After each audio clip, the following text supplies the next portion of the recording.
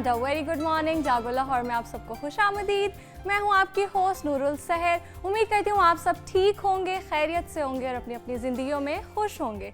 Viewers, आज हम कुछ ऐसी बातें करेंगे जो हमारी डेली लाइफ से जुड़ी हुई हैं, लेकिन फिक्र ना करें, कोई मुश्किल बातें नहीं है, बस कुछ सिंपल से लाइफ लेसन्स हैं जो मेरे लिए भी याद रखना ज़रूरी है और आप सबके लिए भी।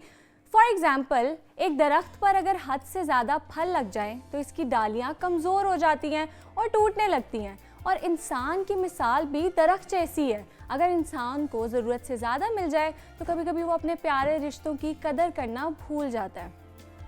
और इसी तरह इंसान जब बोलता है, जिस तरह वो बात करता है, जो अल्फाज इस्तेमाल करता है, वो हमें ये बताते हैं कि उस इंसान की तरबियत कैसी है और वो किस तरह का इंसान है। और ये सब चीज़ें हमें ये बताती हैं कि अच्छा होना महज इबादत करने का नाम नहीं, बल्कि लोगों के साथ हुस्न सलूक से रहना, किसी का दिल ना दुखाना, किसी के बारे में बुरा ना बोलना, गीबत ना करना, चुगली ना करना, ये सब भी इबादत जितना ही ज़रूरी है। और साथ साथ अगर कभी लाइफ में आप पर बुरा वक्त आ जाए या सख्तियाँ आ जाए, कोई तकलीफ़ें या परेशानियाँ आ जाएं, तो ये बिल्कुल नहीं भूलना चाहिए कि जिस तरह ख़िज़ा के मौसम पर दरख्त के पत्ते झड़ जाते हैं और बहार में फिर से आ जाते हैं, इसी तरह इंसान की ज़िंदगी में भी बुरे वक्त के बाद यकीनन अच्छा वक्त आएगा। इसलिए हमेशा सब्र करना चाहिए और अपने फेथ को स्ट्रॉन्ग रखना चाहिए और पॉजिटिव रहना चाहिए, क्योंकि बेशक हर तकलीफ़ के बाद ही आसानी होती है। अब आगे चलते हैं, अपने पहले सेगमेंट को स्टार्ट करते हैं। व्यूअर्स, मौसम बहार आते ही हम खुद भी ताज़ा दम महसूस करते हैं और हमारे स्टाइल्स और फैशन ट्रेंड्स में भी एक नई जान आ जाती है। और आज हम इन्हीं बदलते हुए ट्रेंड्स पर बात करेंगे कि स्प्रिंग वेदर में कौन से फैब्रिक्स हैं जो सबसे ज़्यादा बेस्ट हैं, कौन से स्टाइल्स हैं जो सबसे ज़्यादा बेस्ट हैं और कौन से कलर्स हैं जो हमें पहनने चाहिए। और इस बार कौन से टॉप ट्रेंड्स बहुत ज़्यादा प्रोमिनेंट है। और इसके साथ साथ सबसे इम्पॉर्टेंट चीज़, बजट फ्रेंडली स्टाइलिंग। इस हवाले से भी हम अपनी गेस्ट से थोड़ी सी टिप्स लेंगे। और आज हमारे साथ मौजूद हैं famous fashion designer Saira Rizwan. आइए इनसे टिप्स लेते हैं और बातचीत करते हैं। अस्सलाम वालेकुम। अस्सलाम वालेकुम। कैसी हैं आप? बिल्कुल ठीक ठाक, thank you for having me. You welcome. सबसे पहले तो ये बताएं कि ये जो इस टाइम वेदर चल रहा है, दिन में तो हल्की हल्की हमें गर्मी लगती है, लेकिन रात के टाइम ठंड हो जाती है, रात को थोड़ी खुनकी है। एग्जैक्टली। तो कौन से कलर पैलेट्स हैं जो इस टाइम ट्रेंड पे है? अच्छा, एक्चुअली जैसे हमने अभी विंटर को वाइंड अप किया है और उसके बाद अब हम ऐसे कपड़े शुरू करें, क्योंकि ईद और रमज़ान बेसिकली एक मिड सीज़न में आने वाला है। ना ज़्यादा गर्मी होगी और ना ज़्यादा ही सर्दी होगी। तो हमने जो कलर पैलेट्स रखे हैं वो तो obviously we experimenting with pastel colours also, the darker colours also, क्योंकि वो दिन और रात की वेरिएशन से, क्योंकि दिन में गर्मी लगनी शुरू हो जाती है और रात को थोड़ा ठंड हो जाता है। तो हमारे पास पेस्टल कलर्स के भी हैं और फ्लोरल्स हम ज़्यादा, क्योंकि स्प्रिंग था और बसंत भी है लाहौर में, तो हमने स्प्रिंग के लिहाज से ज़्यादा फ्लोरल्स कपड़े बनाए हैं जी। वो कलर पैलेट सारा ही रखा है, ऑफ वाइट्स भी, ब्राउन्स भी और ब्लैक्स भी हैं, लेकिन उसके अलावा उनमें फ्लोरल्स मोटिव्स हैं या उन पे ट्रेडिशनल हम लोगों ने जैसे मुल्तानी हाँ वो हैंडवर्क होता है जो क्रॉकरी का, उन मोटिव्स को लिया है। फिर हमने मोरक्कन जो है थोड़ा सा लिए हैं मोटिव्स जो इस्लामिक आर्ट के, तो वो हमने बनाए हैं। तो we are making a collection of kaftans, grip fabric उसके लिए हमने लिया है। तो दिस इज बहुत ज़्यादा गर्मियों का भी नहीं है फैब्रिक, ट्रॉपिकल फैब्रिक है which you can wear throughout the season और throughout the year also. तो ग्रिप फैब्रिक पे बना रहे हैं, स्विस फैब्रिक पे बना रहे हैं और cotton and lawn definitely will be launching in summers आगे आफ्टर जो दूसरी ईद है, बड़ी ईद पे, तब वो क्योंकि फुल गर्मी में आएगी। तो अभी मिड सीजन के कपड़े हैं। बिल्कुल। अच्छा, आपने काफ्तान के बारे में बताया, तो और कौन से फैशन स्टाइल्स हैं जो हम इस टाइम स्टाइल कर सकते हैं? हमने कॉर्ड सेट्स बहुत प्रैक्टिकल होते हैं, वो डिज़ाइन किए हैं, क्योंकि वो हमने फ्लोरल्स में और जो मैंने इस्लामिक आर्ट आपको बताया है, या उसमें जैसे मिनिएचर और आर्ट है, इस तरह का करके हमने बनाया है। तो it's a mix of everything. कुछ लोग पसंद करते हैं इमेजरी, बर्ड्स इमेजरी, हाँ, इस तरह के लोग पसंद करते हैं, लेकिन कुछ लोग नहीं पसंद करते कि कोई लिविंग थिंग का ऊपर आ जाए। तो there is florals, there is pottery motifs, हर कुछ जो है ना, we have to have a variety to please our clients. तो हमारा आउटलेट जब होता है उसमें हम हर तरह के कट्स रखते हैं। हम देखो कुछ लोग हैं वो लॉन्ग फ्लोरल्स कफ्तान नहीं पहनना चाहते, तो उनके लिए कॉर्ड सेट होता है, and that is very practical also. Short length है और उसके साथ आपके पास वाइड पैंट्स हैं, ठीक है। उसके अलावा हमारे पास स्ट्रेट कट्स भी हैं for healthy people, for you know older age. जो स्ट्रेट कट्स हैं वो प्लाजोस के साथ भी हैं, वो वाइडर लेंथ के ट्राउजर्स के साथ भी हैं, स्लिम पैंट्स के साथ भी हैं। फिर अगेन वी बिकॉज ईद आ रही है, तो ईद और रमज़ान के लिए और स्पेशली अभी बसंत के लिए भी बनाया था, तो फर्शी शलवार और चुनरी, वो तो पिछले साल से ही ट्रेंड कर रही है। पिछले साल ईद पे बहुत ट्रेंड था, फिर बीच में कम हो गया, लेकिन अब जब दोबारा ये मौसम आया है, तो क्योंकि आपको पता है ये जो स्प्रिंग सीजन है और बसंत का था, तो इसमें ट्रेडिशनल पंजाबी कपड़े जो है वो और थोड़े फ्लोई हाँ वो अच्छे भी लगते हैं। तो वो जो शलवार और शॉर्ट शर्ट और खुली वाली पांचे वाली salwar, and then we have balloon salwars also, वो अभी आप समर में आएंगी। Balloon salwar is like Aladdin की जैसे शलवार होती है, तो उस तरह की आप कह सकते हैं। एक जमाने में बड़ी ट्रेंड पे थी। जी एग्जैक्टली वो उसके बॉटम थोड़ा सा क्लोज होता है, and then there is flare over here, तो वो शॉर्ट शर्ट के साथ। और बल्कि आजकल वेरिएशन में उसमें आ रहा है कि हम उसे कोट के साथ भी स्टाइल कर रहे हैं, you know, coat with shorter length. तो यू नो आप जितना भी फ्यूजन करना चाहें, whatever you can style best, it depends on your personality. If your personality is experimental और आप उसको कैरी अच्छा करते हैं, तो you can wear anything, whatever you like, fusion, eastern, western का कर लें।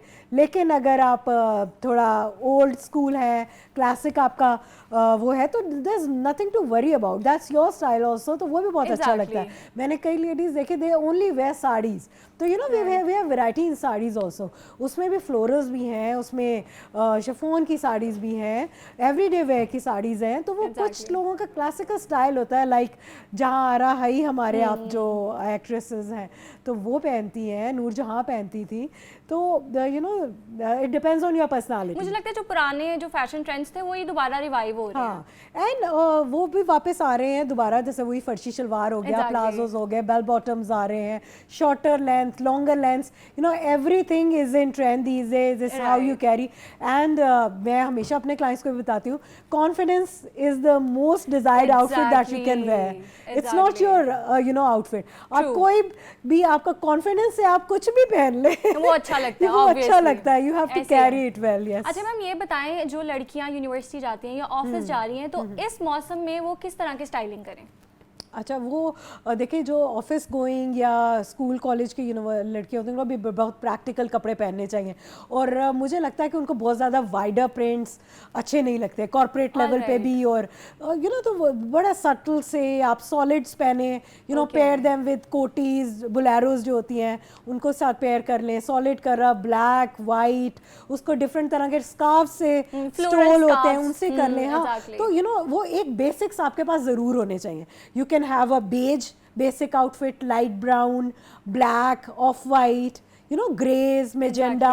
और ये जब बेसिक आपके पास सॉलिड कलर्स होते हैं, इसके ऊपर आप एक्सपेरिमेंट इतना कर सकते हैं, आप उसको ज्वेलरी पहन सकते हैं डिफरेंट, आप उसको स्कार्फ ले सकते हैं, और इन 4-5 आउटफिट से आप 50 आउटफिट क्रिएट कर सकते हैं। जी, मिक्स एंड मैच करके एवरी टाइम। जैसे हाँ, समटाइम्स आप you can where a cardigan, और sometimes you can also wear something, you know, एक शॉल्स ले सकते हैं, कभी चुनरी का दुपट्टा ले लिया। वाइट तो बहुत प्यारा लगता है। देखिए जो हम भी जब स्कूल में थे तो वाइट जुम्मे वाले दिन वाइट आउटफिट के साथ कभी आपने चुनरी का दुपट्टा ले लिया, कभी आपने सॉलिड ऐसे ही ले लिया, कभी आपने अजरक की चादर ले ली, यू नो, कभी बिल्कुल वाइट पहन लिया। सो एक वाइट आउटफिट के you can have a lot of variety.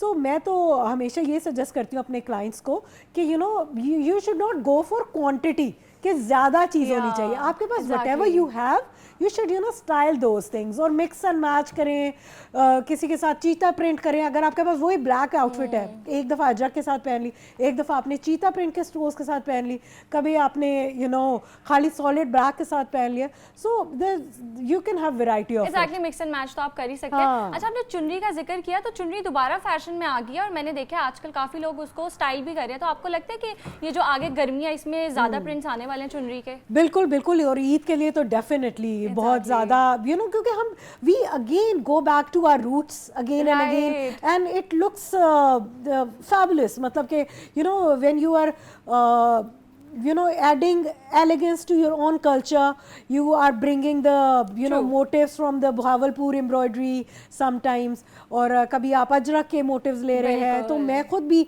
अभी मैंने बसंत में तो ये की थी, चुनरी के प्रिंट्स का वो किया था, एंड इट वेंट फैबुलस. लोगों ने बहुत अप्रिशिएट किया बिकॉज इसमें एक कलरफुल था, वाइब्रेंट कलर्स, ऑरेंज, पिंक्स.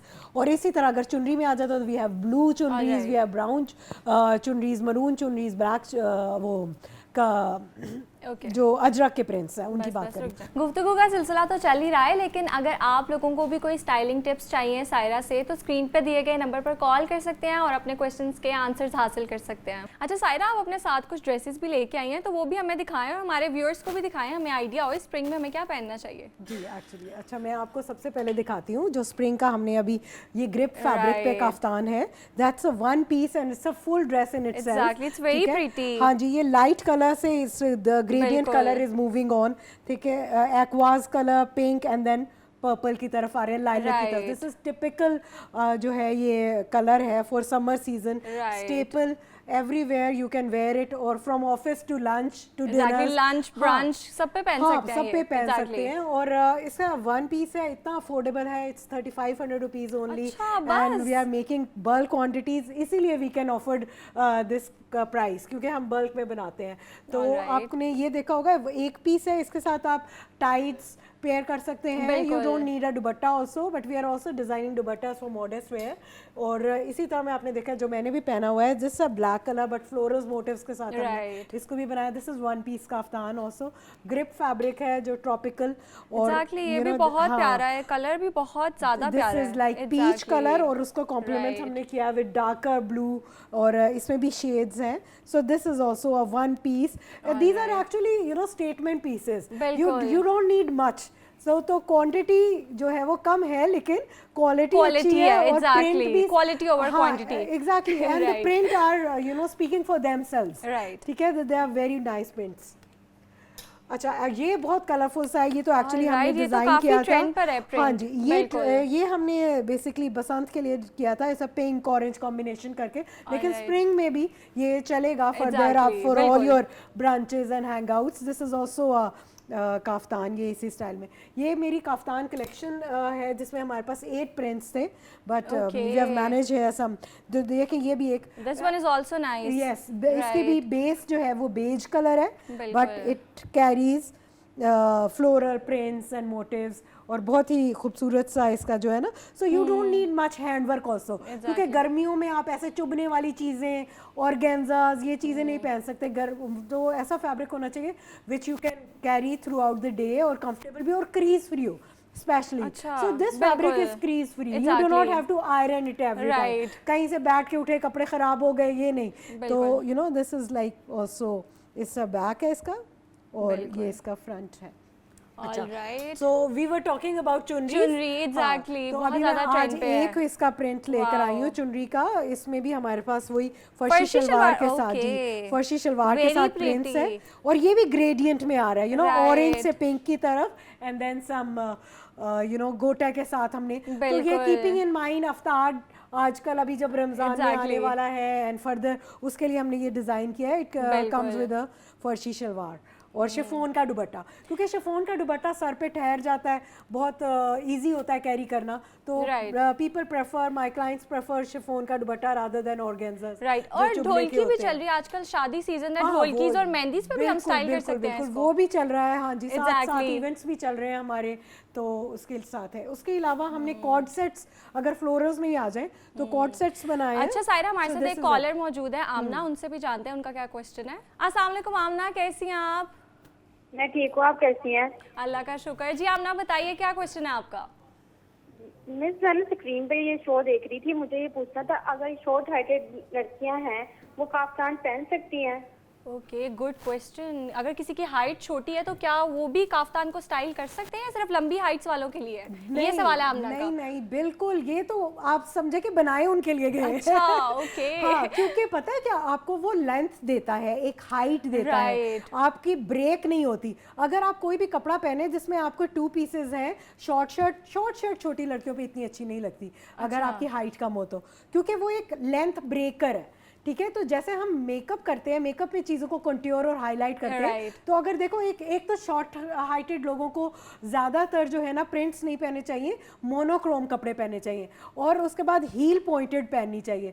अगर देखें, अगर ब्लैक मेरा आउटफिट होता है या अगर वाइट भी फॉर एग्जाम्पल, पूरा एक आप जस्ट इमेजिन एंड विजुलाइज कि एक पूरा एक कलर का ड्रेस है और उसी कलर के शूज आपने पहने और पॉइंटेड हील है, कहीं ब्रेक नहीं आ रहा, तो आपकी हाइट बिल्कुल ऊंची लगती है। और लेकिन अगर आप बिल्कुल कॉन्ट्रास्टिंग कपड़े पहनते हैं, जैसे आपने वाइट शर्ट पहनी और ब्लैक पैंट पहना, वो एक ब्रेक आ गया, बैरियर आ गया, ठीक है, तो उसमें आपकी कम जो है ना हाइट कम लगती है। So you know you should wear longer, एक लाइन दे दे, you just think of something as a, you know, एक लाइन लगी हुई है, अगर एक लाइन है तो वो आपकी लेंथ ज्यादा लगेंगे आप उसमें। और एग्जैक्टली, तो अच्छा सायरा, एक मुझे ये नजर आ रहा है पिंक सा। हाँ जी, ये मैंने, और ये बहुत प्यारा भी लग रहा है, फेस्टिव है, और इसके साथ ही हमने साथ इसके ये दिया है चुनट में, फैब्रिक में, और ये साइड से इसके टैसल्स हैं। ये आजकल बहुत ट्रेंडिंग शादी सीजन के लिए, राइट? एग्जैक्टली, शादी और आजकल जो थोड़े इवेंट्स चल रहे हैं, क्योंकि अभी शादियां बिल्कुल खत्म नहीं हुई है, so it's a good one for, बहुत अच्छा सा फ्यूशिया कलर है, इट्स हैंड वर्क आल्सो, और ये ऑर्गेन्जास के साथ हमने दिया है, इसमें थोड़ी सी एम्बेलिशमेंट भी हुई है। So this is also one piece and it's very pretty and the color is very nice. जी जी, okay, इसमें हमारे पास भी है variety of colours, blue colour भी है। अभी पहले मैं कॉर्ड सेट्स दिखा रही थी कि इसके अलावा कफ्तान्स के बाद we have a lot of cord sets also, जो भी हमने स्प्रिंग कलेक्शन में डिजाइन किए। तो ये 2 पीस होते हैं, दे कम विद शॉर्टर शर्ट। हम इन्हीं प्रिंट्स की अभी बात कर रहे थे, floral prints, right? Floral prints के, और थोड़ा सा इसमें हमने बर्ड का इमेजरी दिया है साथ, और यू नो ये ऐसा है, और सामने हमने शीशे बटन्स जो लगाए हैं वो दोबारा you know introducing our culture again, शीशे के बटन, कुरेशी के बटन्स के साथ हमने इसको हाईलाइट किया।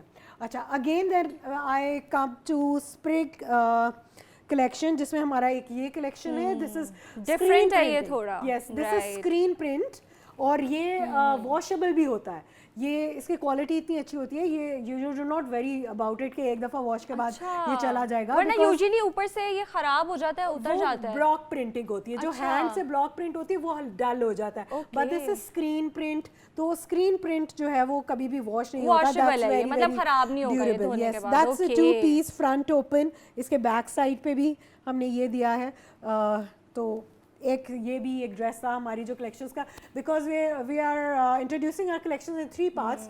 एक तो फ्लोरल्स जो आपको कफ्तान्स बताए हैं, एक कॉर्ड सेट्स हैं फ्लोरल्स, एक हमारे ये स्क्रीन प्रिंटिंग है।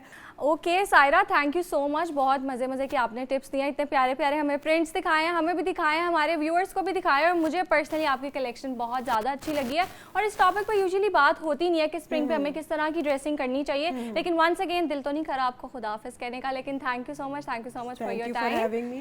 You are welcome. अभी आ लेंगे एक छोटा सा ब्रेक के बाद दोबारा आएंगे एक नए गेस्ट के साथ।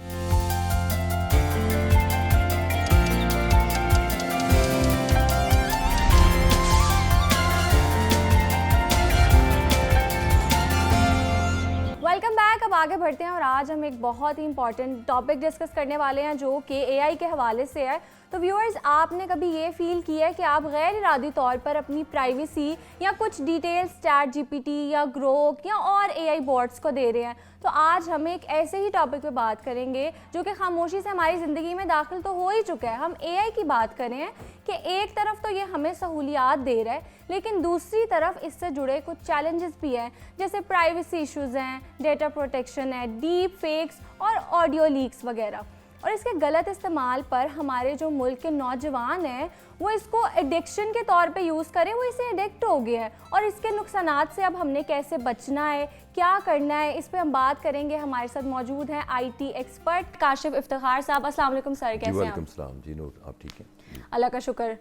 अच्छा काशिफ साहब, सबसे पहले तो मेरा ये सवाल है कि आजकल के बच्चों ने, यूथ ने या हमारी एज के लोगों ने भी इंसानों की बजाय रोबोट से, ये जो एआई बॉट्स हैं, इनसे दोस्ती करने लग गए हैं। और अभी कुछ दिन पहले, ये वैसे एक स्केरी चीज़ है, मेरी छोटी कज़न मेरे पास आई और मुझे बता रही थी कि कैसे वो पूरे दिन की चीज़ें, वो मुझे प्राउडली बता रही है कि आप ही मैं पूरे दिन की ना चीज़ें चैट जीपीटी को बताती हूँ और उसको मेरे बारे में सब कुछ पता है। And I was looking at her and I was very petrified, I was shocked कि it is not something to be proud of. ये बहुत ज़्यादा स्केरी है। तो आपकी इस बारे में क्या राय है?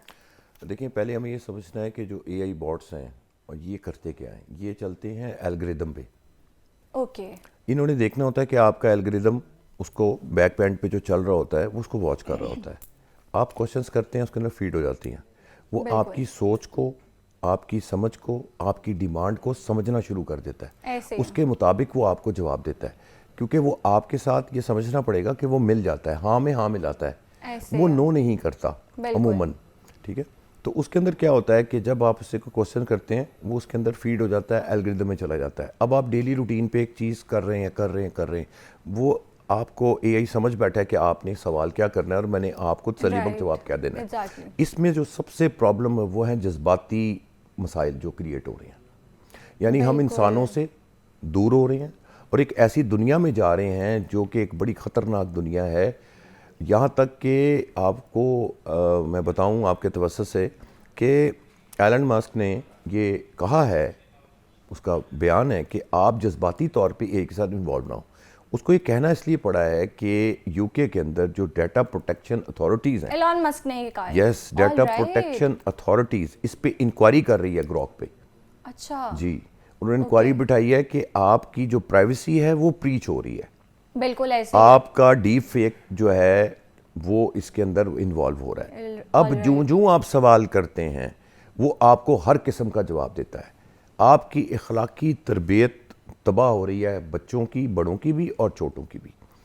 उसके अंदर ख़ास तौर पे जो छोटे बच्चे हैं उनको प्रॉब्लम्स ये क्रिएट हो रही हैं कि वो आपसे हर किस्म का इनसे सवाल करते हैं।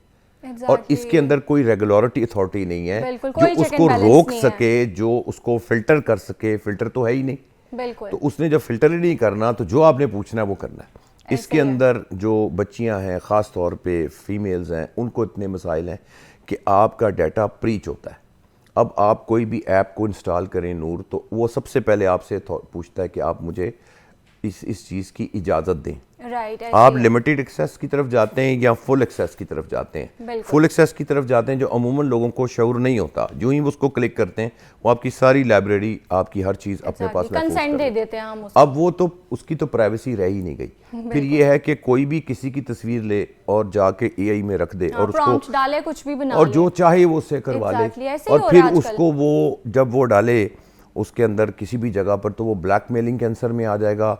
उसके बाद आपका जो है वो एक ऐसा, मैं कहता हूँ, तूफान है जो आ गया है और अभी इसने आगे परवान चढ़ना है। तो इसको हम कंट्रोल क्यों नहीं कर पा रहे सर? हमें पता भी है ये कितना डेंजरस है, लेकिन मैं कोई ऐसा लॉ नहीं देख रही जो इसके खिलाफ आया कि किस हद तक हमें इसको इस्तेमाल करना चाहिए। देखिए, ये तो हर गवर्नमेंट अपने अपने हिसाब से इसको टैकल करना चाहिए उसको।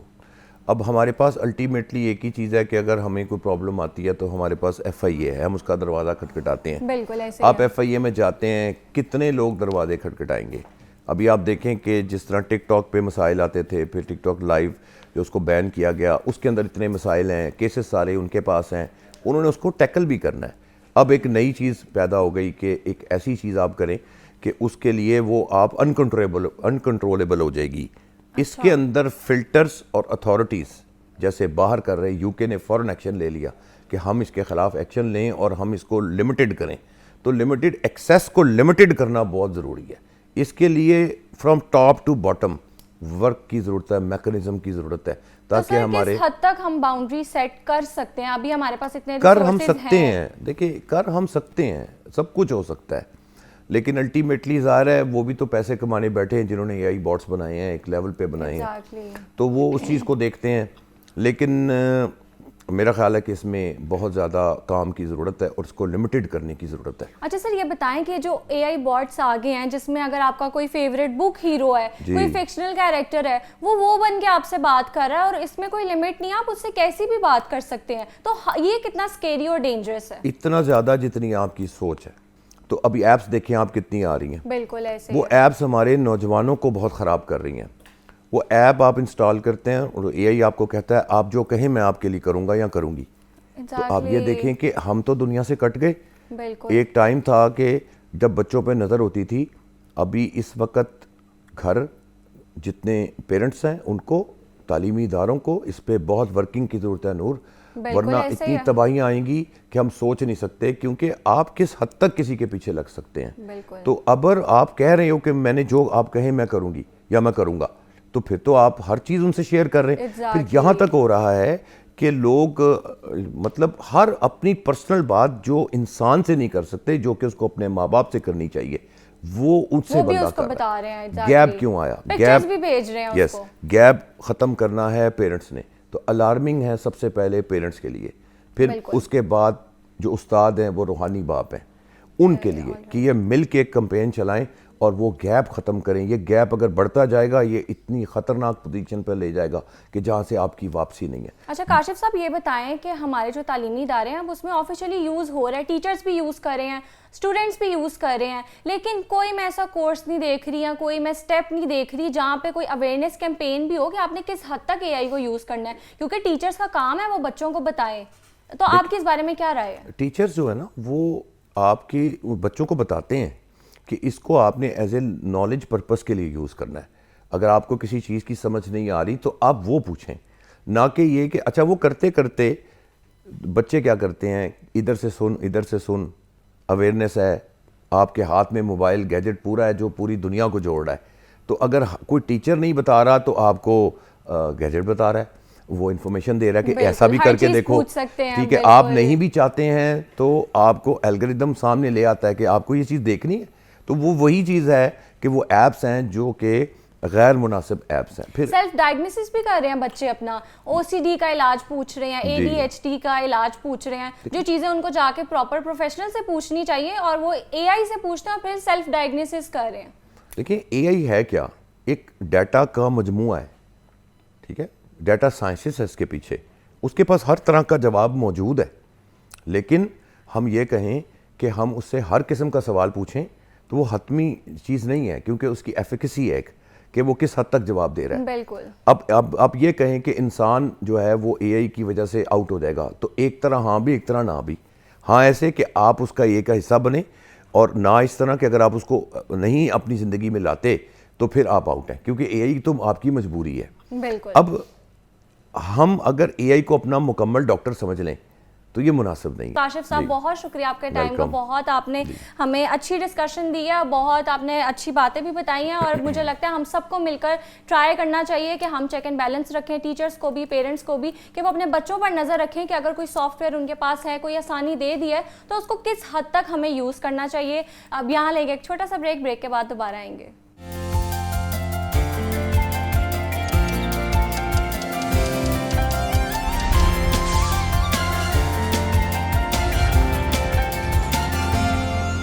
Welcome back. अब आगे बढ़ते हैं और आज हम एक बहुत ही इंपॉर्टेंट टॉपिक डिस्कस करने वाले हैं, इंसुलिन रेजिस्टेंस, कि ये होता क्या है और हमारी जो डाइट है या हमारा लाइफस्टाइल है उससे इसको कैसे कंट्रोल किया जा सकता है, और सबसे इंपॉर्टेंट बात जो हमारे नेचुरल फूड्स हैं या हर्ब्स हैं वो इसमें क्या रोल प्ले करते हैं। और मेरे साथ मौजूद है कंसल्टेंट हर्बलिस्ट हाशिम खान साहब। अस्सलाम वालेकुम, कैसे हैं आप? वालेकुम अस्सलाम, फाइन अल्हम्दुलिल्लाह, थैंक यू।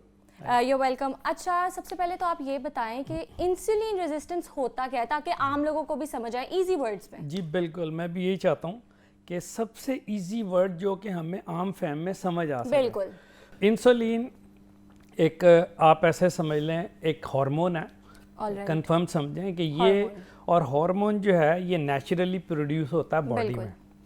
इसका काम ये होता है कि जितने भी हम मीठी चीज़ें खाते हैं उनमें से जो ग्लूकोज है उसको ये कन्वर्ट करता है, अब एनर्जी में सेल के अंदर कन्वर्ट कर देता है, ठीक है। अब होता क्या है कि सेल जो है जिससे हमारी पूरी जिस्म इंसानी खड़ा हुआ है उसमें एक ख़ास हद है ग्लूकोज की इनटेक की, ठीक है। अब हम खाते जाते हैं तो इंसुलिन की एक स्पेसिफिक अमाउंट बनती रहती है जिसका काम है ग्लूकोज को कन्वर्ट कर रहा है, अपना ग्लूकोज में कन्वर्ट कर रहा है एनर्जी को, ठीक है, और सेल को दिए जा रहा है। अब सेल को एक स्पेसिफिक रिक्वायरमेंट है कि मुझे इतने ग्लूकोज चाहिए। उसके बाद क्या होता है, जब सेल को आप इनफ ग्लूकोज देना शुरू कर देते हैं तो इंसुलिन सेल जो है ना वो अपने डोर को क्लोज कर देता है। अच्छा। और वो मजबूर हो जाता है कि उस ग्लाइसेमिक लेवल को फैट में कन्वर्ट करते हैं और वो फैट इतना जमा हो जाते हैं कि वो बंद हो जाता है दरवाज़ा। अब क्या होता है, हमें ये समझ आती है कि जी शायद हमारे जिस्म में ना इंसुलिन बननी बंद हो गई है। जो पहले किसी ज़माने में 1925 में ये कॉन्सेप्ट होता था जी इंसुलिन जो है वो बननी कम हो गई है, जिसकी वजह से ग्लाइसीमिक लेवल बढ़ना शुरू हो गए, शुगर लेवल बढ़ना शुरू हो गए। लेकिन इसके साथ हम चलते रहे। तकरीबन 50 साल के बाद 1975 में रिसर्च ने इस्टेब्लिश किया कि नहीं, इंसुलिन बॉडी में ख़त्म नहीं होती, इंसुलिन बन रही होती है। तो हमें बाद में हमने इंसुलिन को इंजेक्शन बना दिए, हम इंसुलिन देनी शुरू कर दी। लेकिन ये चलता रहा।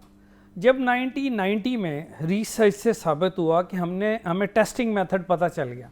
राइट। जब हमें पता चला तो हमें पता चला कि भाई इंसुलिन तो ख़त्म ही नहीं होती, वो तो एक स्पेसिफिक अमाउंट में बॉडी में बन रही है। राइट। और हुआ ये कि वो तो हम ग्लाइसेमिक लेवल इतने ज़्यादा मिठास इस्तेमाल कर रहे हैं और फैट्स इस्तेमाल करेंगे, जिसकी वजह से इंसुलिन अपनी जगह पे कायम है जितनी उसको चाहिए। आगे से सेल ने वो बंद कर दिया आपका डोर और वो एकोमुलेट होना शुरू हो गई ह्यूमन बॉडी में। बिल्कुल। वो इंसुलिन फैट्स में कन्वर्ट होने लगी। जी जी जी बिल्कुल, वो बढ़ता चला गया। और आपने क्या हुआ जी, इंसुलिन के इंजेक्शन लग रहे हैं कि, तो पता चला ऐसा नहीं है। बिल्कुल। इसके लिए आपको डाइट पे आना है। आपने इंसुलिन बनना बंद नहीं होती, इंसुलिन अवेलेबल है। ये सब खाम ख्याली थी कि इंसुलिन लगाएंगे तो शुगर कंट्रोल हो। बिल्कुल। अच्छा हाशिम साहब, ये बताएं कि जो इंसुलिन रेजिस्टेंस है, ये इशू सिर्फ उन लोगों को होता है जिनको डायबिटीज़ है या आम लोगों को भी हो सकता है? ये डायबिटीज़ वालों को तो होता ही है। बेसिकली ये ऐसा इशू है जो बाद में लीड करता है डायबिटीज़ के लिए। अच्छा, पहला स्टेप है towards diabetes. Okay, diabetes type 2 उन्हीं लोगों को होती है जो इंसुलिन रेजिस्टेंट होना शुरू हो जाते हैं। अच्छा, और जाहिर है कि आपका सेल है, बिल्कुल, उसमें एक स्पेसिफिक अमाउंट की रिक्वायरमेंट है ग्लूकोज की।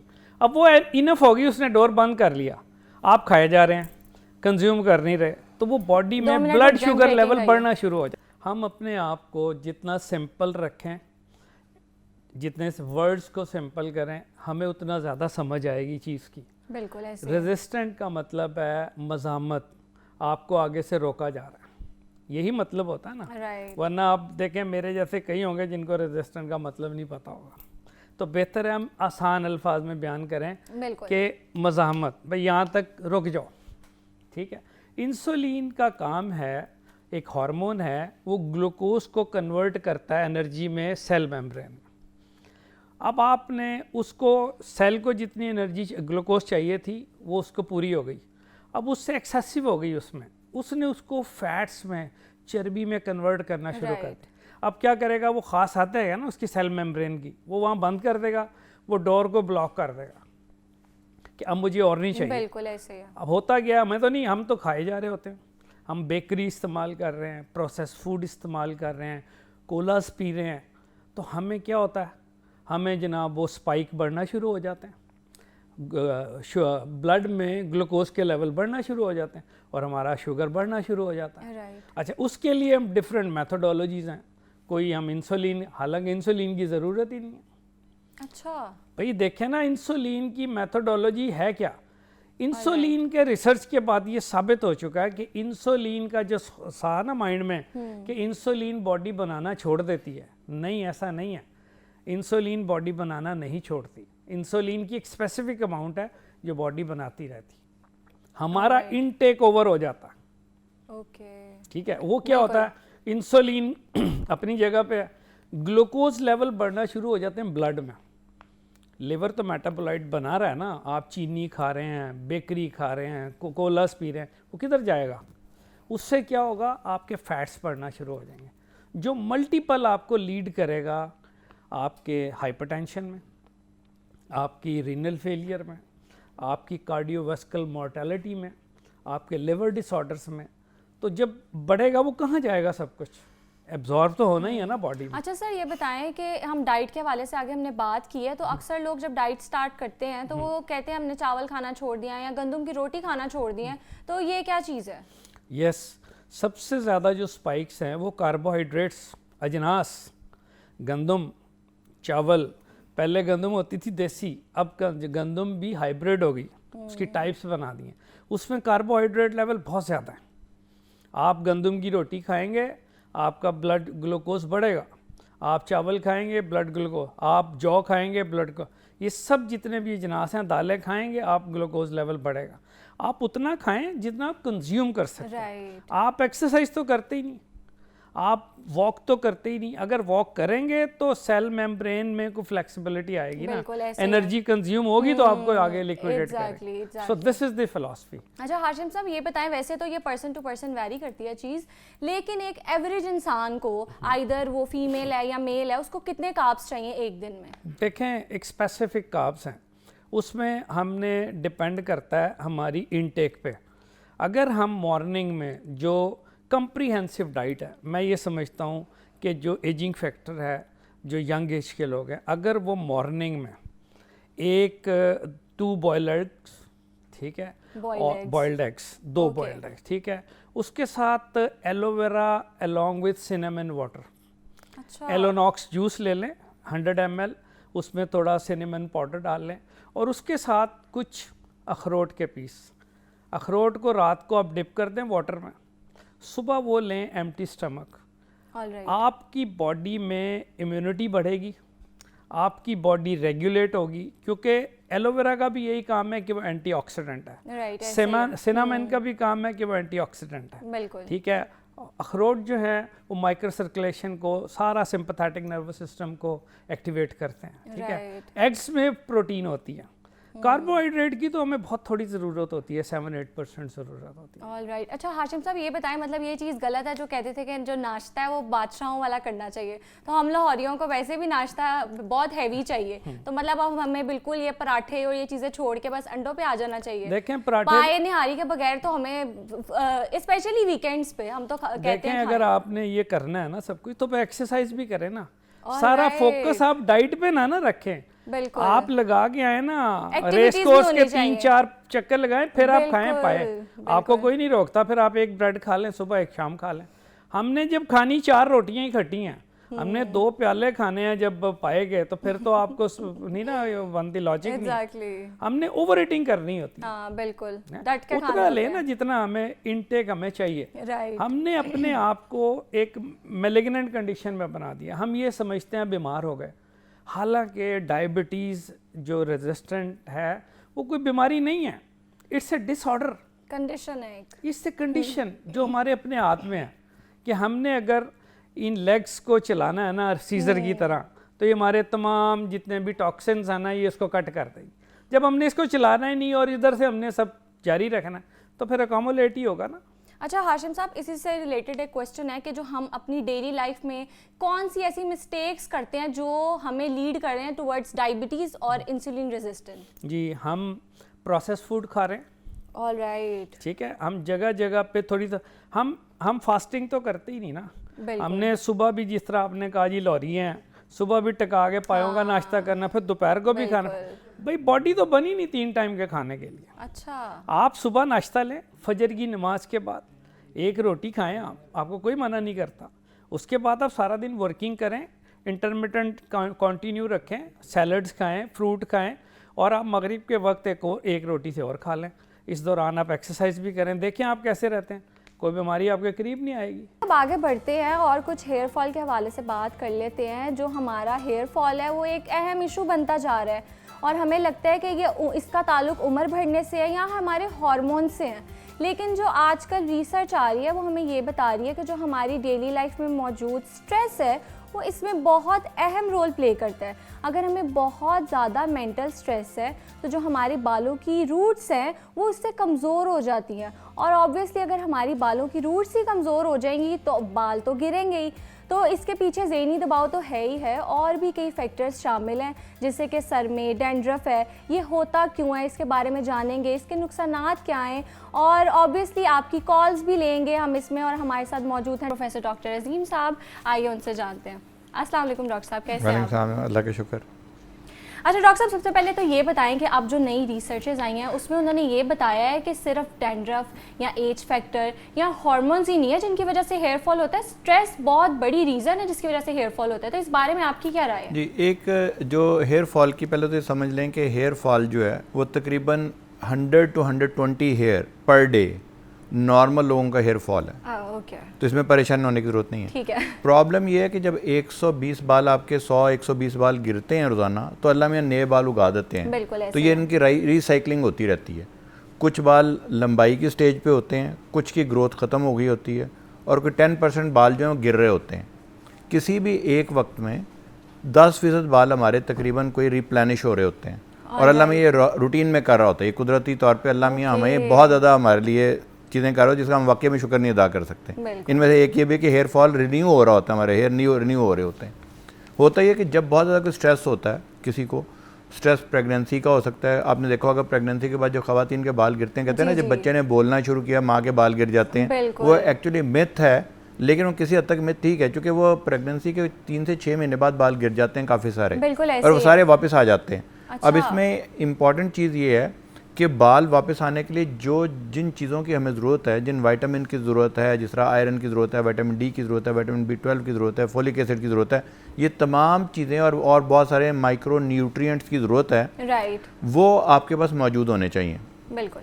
अगर वो मौजूद नहीं होंगे तो बाल दोबारा नहीं निकल सकेंगे, गिर तो गए लेकिन निकल नहीं सकेंगे। तो हम जब भी किसी को देखते हैं तो हम स्ट्रेस पे पहले ब्लेम नहीं करते, हम पहले देखते हैं कि क्या जो न्यूट्रिएंट्स हैं वो पूरे हैं कि नहीं है। और दूसरा, हम पहले 1 साल की हिस्ट्री पूछ लेते हैं पेशेंट से कि क्या कोई आप बीमार तो नहीं हुए थे। लोगों को जिस तरह देखें, जो कीमोथेरेपी या जो कैंसर वाली दवाइयाँ करती हैं उसको एनाजन फ्लूवियम, वो एक और बीमारी है। जो आपने देखा कीमोथेरेपी लगने के बाद लोगों गिरे तो दोबारा आ जाते हैं, वो एक और बीमारी है। लेकिन जो टीलोजन फ्लूवियम है उसमें हमारे शॉक में चले जाते हैं बाल। यहाँ तक होता है कि जब आप हेयर ट्रांसप्लांट हम करते हैं तो जो साइडों वाले बाल हैं वो भी काफ़ी दफ़ा शॉक में चले जाते हैं। बालों का शॉक में जाना जो है वो साइकोलॉजिकल ट्रॉमा से भी हो सकता है और फिज़िकल ट्रॉमा। किसी को टाइफाइड हुआ, हम आजकल जो था, अभी जब डेंगू था तो डेंगू में हम बहुत सारे मरीज़ों का हेयर फॉल देखते हैं जो शॉक में चले जाते हैं, यानी बाल शॉक में चले गए, उसके बाद वापस आ जाते हैं। जो ही डेंगू ठीक हुआ 3 से 6 महीने में बाल वो वापस आ जाते हैं। इसमें प्रॉब्लम सबसे ज़्यादा ये है कि बाल जब वापस आने लगते हैं, शॉक से निकलते हैं, वापस आ जाते हैं वो सारे, उस वक्त हमारे ऑन बोर्ड, उस वक्त जिस्म में जो ग्रोथ की चीज़ें होना ज़रूरी है। बिल्कुल। अच्छा डॉक्टर साहब, यहीं से कंटिन्यू करेंगे, अभी हमें एक कॉलर ने ज्वाइन किया है, उनसे बात करते हैं और जानते हैं उनका क्या क्वेश्चन है।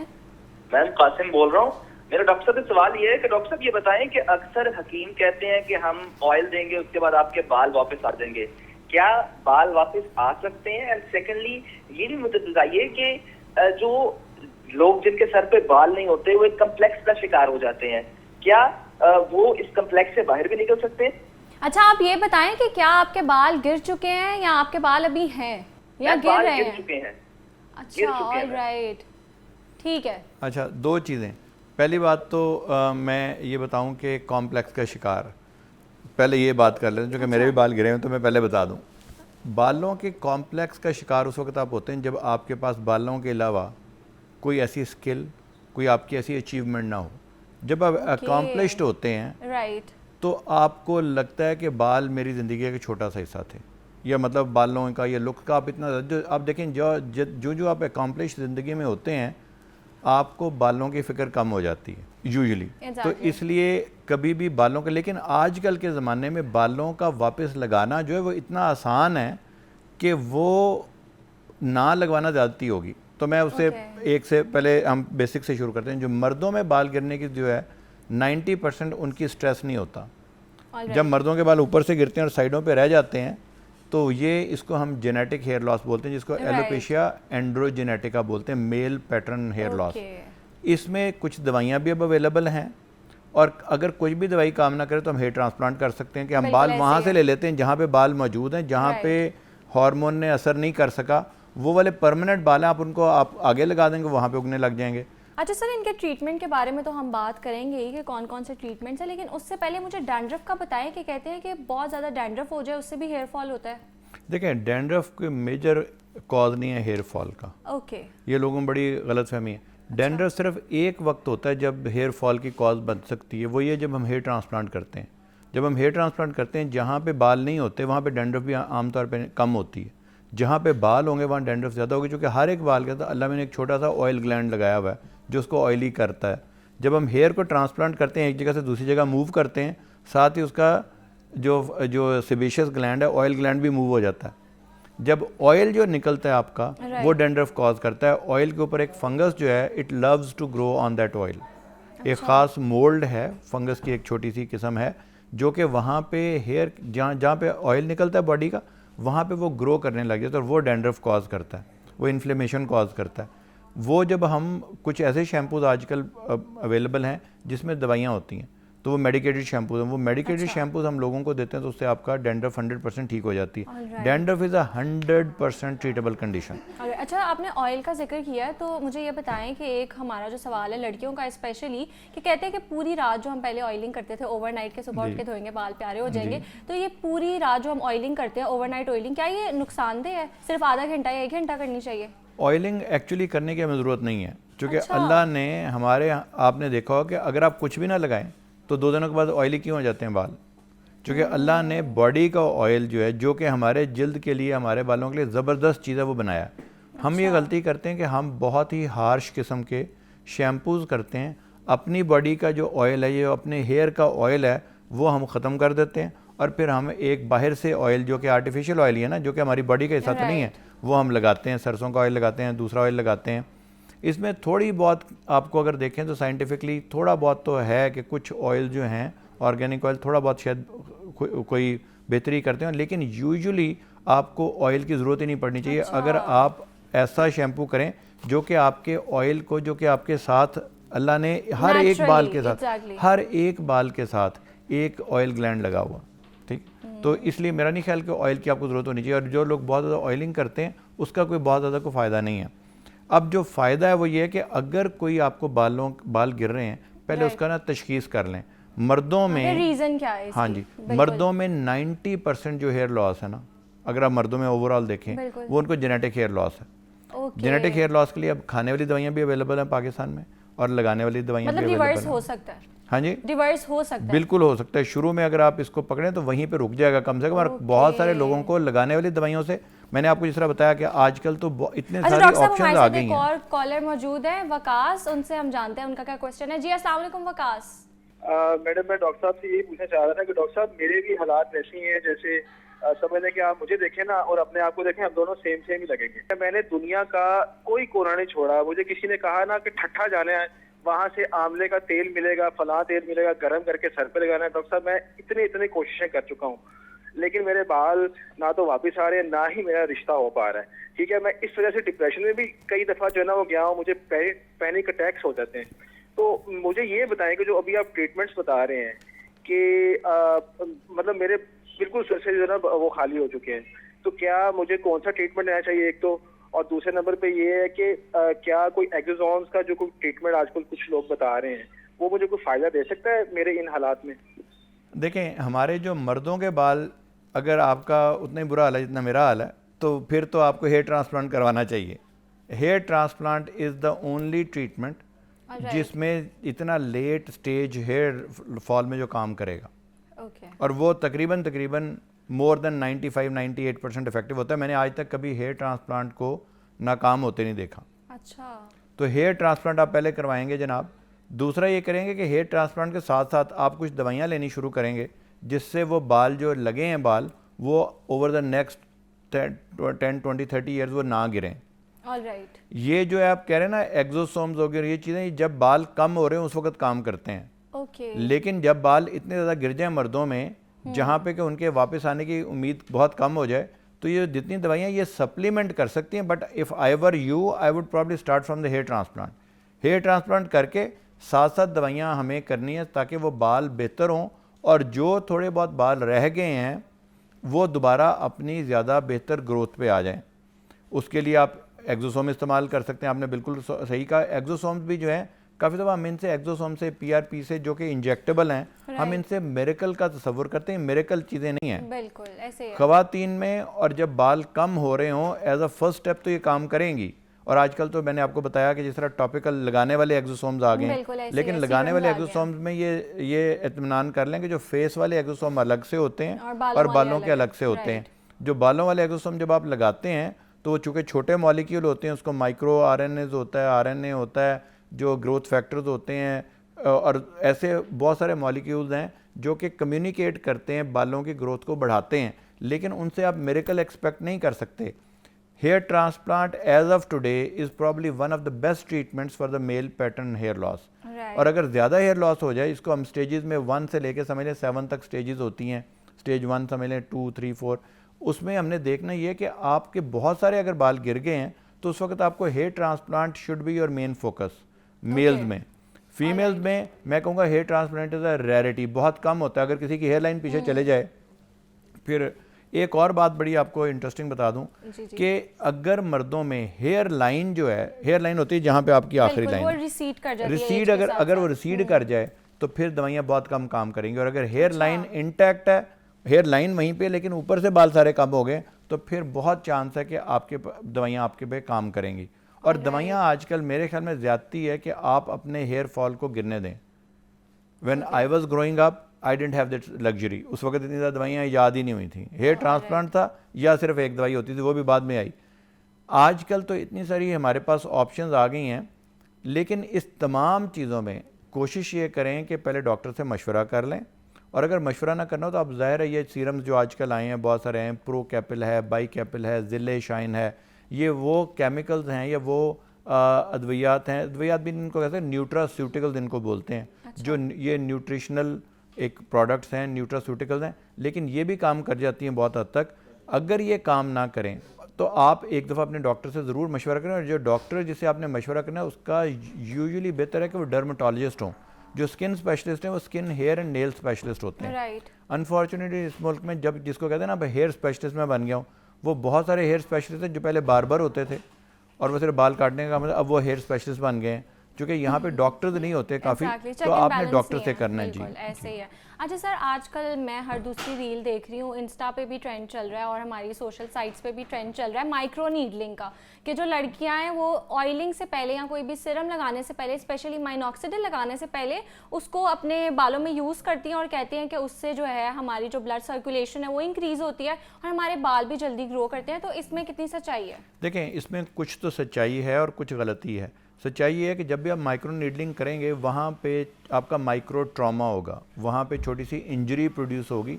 बॉडी जो है वो इंजरी को सही करने के लिए ग्रोथ फैक्टर्स बनाती है, वही ग्रोथ फैक्टर्स काफ़ी दफ़ा आपके बाल भी थोड़े से बेहतर कर देते हैं। लेकिन ये एक गलती ये है कि काफ़ी दफ़ा उस इंजरी से आपकी कुछ बीमारियाँ जिस तरह लाइकन प्लानस है, लाइकन प्लानोपायराइटिस है, जिससे कि बाल मुस्तकिल भी गिर सकते हैं आपके। तो कोशिश करें कि कोई ऐसे टोटके ना करें। आपके यहाँ पाकिस्तान में डॉक्टरों की फ़ीस इतनी कम है कि आप अच्छे से अच्छे डॉक्टर को दिखा सकते हैं। और अगर आप ना आ सकें, आपके पास फ़ीस ना हो, तो किसी गवर्नमेंट के हॉस्पिटल में जाके दिखा सकते हैं। और हमारे क्लिनिक में भी हम अपने क्लिनिक पे जो लोग अफोर्ड नहीं कर सकते उनको फ़ीस के बगैर देखते हैं। ऑलराइट, ठीक है। मतलब जो माइक्रो नीडलिंग है और इस तरह के टोटके हैं हमें नहीं करने चाहिए, क्योंकि जब तक डायग्नोज ना हो जाए, एहतियात करनी चाहिए। जब तक डायग्नोज ना हो जाए कि आपके बाल गिर क्यों रहे हैं। देखिए, बाल आपके थायराइड का अगर ख़राबी हो उससे भी गिर सकते हैं। अच्छा। अल्लाह ना करे कोई अगर अंदरूनी बीमारी है उससे भी गिर सकते हैं। अगर कोई ये जो मैंने आपको बताया किसी को डेंगू हुआ था उससे गिर सकते हैं। कोविड में बहुत सारे लोगों के बाल गिरे, टाइफाइड के बाद गिर सकते हैं, प्रेगनेंसी के बाद गिर सकते हैं, साइकोलॉजिकली ट्रॉमा उससे गिर सकते हैं, और कोई तकरीबन इसकी 200 कॉजेज हैं जिससे गिर सकते हैं, समझ लें। अब वो जो डॉक्टर है वो पहले ये देख लें कि क्या कोई बीमारी की वजह से तो नहीं गिर रहे, क्योंकि जब जो ही बीमारी ठीक होगी आपके बाल खुद ब खुद ठीक हो जाएंगे। और अगर उसकी वजह आपके हार्मोनल इम्बैलेंस हो फीमेल्स में, उसमें अपने वज़न कम करना है, और उसके लिए भी बेतहाशा आजकल के ज़माने में बालों को बिल्कुल भी उनका ख्याल ना रखना बहुत ज़्यादती होगी। बिल्कुल ऐसे। अच्छा सर, ये बताएं कि इसमें इम्यून सिस्टम का क्या रोल है हमारी हेयर फॉल में? इम्यून सिस्टम का ये रोल है जी, एक इम्यून सिस्टम है कि अल्लाह ने आपके अंदर एक ऐसी आर्मी बनाई हुई है जो कि जो ही बाहर से कोई हमला करता है आपके जिस्म पे, कोई भी जरासीम, वो आर्मी जाके उसको तबाह कर देती है। ओके। ये बहुत बड़ी नेमत है, इसको इम्यून सिस्टम बोलते हैं। यही इम्यून सिस्टम काफ़ी दफ़ा गलती से आपकी अपनी किसी ऑर्गन के भी ख़िलाफ़ हो जाता है, जिसको हम ऑटो इम्यून डिसऑर्डर्स बोलते हैं। उसकी वजह से आपके काफ़ी दफ़ा आपने देखा होगा कि आपके जिसको चटाक बोलते हैं पड़ गए, या कहते हैं कि ये बालचर हो गया, यानी गोल गोल धब्बे पड़ जाते हैं जहाँ पे बाल नहीं होते। यानी आप रात को सोए थे, 2 दिनों में आपके बाल एक ख़ास गोल दायरे में गिर जाते हैं। इसको एलोपेशिया एरियाटा बोलते हैं। एलोपेशिया एरियाटा जो बालचर है, ये आपका इम्यून सिस्टम जो है वो ख़राब हो जाता है, वो उसको तबाह करने लग जाता है आपके अपने बालों को। तो हम बहुत सारी आजकल दवाइयाँ जो देते हैं जिससे आपका इम्यून सिस्टम वहाँ पे उन बालों को डैमेज नहीं करता।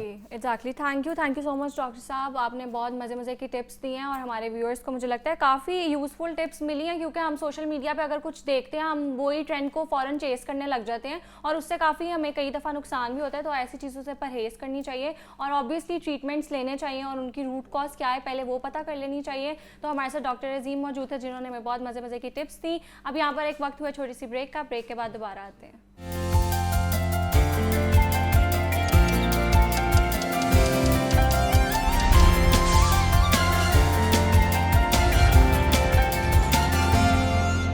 जी तो अब आगे चलते हैं और अब कुछ शहर के हवाले से बात करेंगे। बसंत फेस्टिवल अपने इख्तिताम को पहुंच चुका है और करोड़ों की इश्तिहारी कैंपेन्स हुई हैं और इवेंट को कामयाब बनाने में इंतज़ामिया भी मुतहरिक रही है। फेस्टिवल कितना कामयाब रहा है, इमरान अकबर चीफ रिपोर्टर अपना तज्जिया देंगे। बसंत ख़त्म हो चुकी है। 6, 7, 8 फरवरी का जो ववेला था, वो जो शोर मचा हुआ था, वो अब ख़त्म हो चुका है। रूटीन के कारोबार काम शुरू हो चुके हैं और आज जो है वो सूरत हाल जो है वो एक मजमूई तौर पर आम तरीके से शुरू हो गई है, रूटीन वर्क शुरू हो गया है। मगर जो 6, 7, 8 फरवरी को हुआ है उसके बारे में हम आपको मजमूई तौर पर बताएंगे कि जो एक बसंत का ववेला था और शोर मचा हुआ था, उसमें 6 तारीख को जब बसंत का आगाज़ हुआ, 5 की रात जैसे ही ख़त्म हुई 5 फरवरी, तो रात 12 बजे ही अंदरून शहर की लाइट्स ऑन हो गई। हमने अपनी आंखों से देखा कि तमाम छतों पर लोग बैठे हुए थे मगर लाइट्स ऑफ थी, ऐसा लगता था कुछ नहीं हुआ। मगर जैसे ही 12 बजे और लोगों ने लाइट्स ऑन की और पूरा जो आसमान है वो जगमग होना शुरू हो गया, बसंत की आवाज़ें आनी शुरू हो गई। और जो एक रवायत थी, 25 साल बाद जो है बसंत पर पाबंदी खोली गई और उसमें देखा हमने कि मौजूदा सूरत हाल में, चूँकि हम मिलेनियम में आते हैं और जो जेनजी थे उनको पता ही नहीं था कि रवायत है क्या, किस तरह से बसंत का आगाज़ करना है, क्योंकि अब उनका वक्त है। मगर इस वक्त के जो सूरत हाल थी बसंत में, सेफ्टी रोड देखे गए, 90% लोगों ने बाइक्स पर जो है वो सेफ्टी रोड लगाए, क्योंकि डोर से भी बचना था और अपने आप को बचाना भी था, जो कि हुकूमत बार बार अपील कर रही थी कि ज़िम्मेदाराना रवैया इख्तियार करें। और इसके साथ साथ हमने ये भी देखा कि जो डोर है, जो पतंग है, वो मोची हो, मजंग हो, समनाबाद हो या टाउनशिप हो या ग्रीन टाउन हो, मगर वहाँ पर ना गुड्डा मिला लोगों को, ना लाहौरियों को जो है डोर मिली। और जो मिली वो 22 से 25,000 30,000 रुपये तक जो है वो 2 पीस का पिंदा मिल रहा था। 2 पीस के मतलब है कि 2000 मीटर यानी कि 2 किलोमीटर तक का जो डोर का पिंदा था वो 25 से 30,000 रुपये का था। जबकि लोगों ने इसको भी देखा कि कोड वाले भी पीने थे, मगर वो जो धागा था जिस पर जो डोर थी वो इतनी ज़्यादा वो वाली डोर नहीं थी कि जिसमें आपने पेचा लगाना है और बो काटा की आवाज़ें आनी और आपने लंबा पेचा लगाना है, मगर ये डोर ऐसी थी कि जैसे कोई गुड्डी उड़ाता था और पतंग उड़ाता था तो वो उसकी कट जाती थी या टूट जाती थी। अब ये सूरत हाल को देखते हुए लाहौरियों ने भी फिर अपना जो एक शशका था वो लगाना था, जिस पर लाहौरियों ने बाकायदा तौर पर जो है तरह तरह की डोरों का इस्तेमाल किया है, जो कि हुकूमत ने पाबंदी लगाई हुई थी। लाउड स्पीकर का इस्तेमाल किया है और इसके साथ साथ जो 3 रातें गुजारी हैं लाहौर में बस एक छुट्टी का समा था।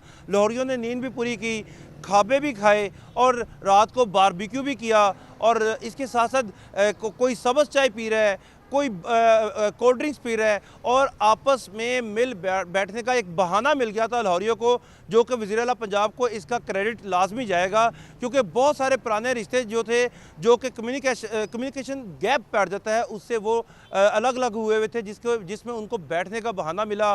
कोई इस्लामाबाद से आ रहा है, कोई कराची से आ रहा है, पूरे सूबे भर से लोग लाहौर में आए। इवन के ओवरसीज़ को भी हमने देखा।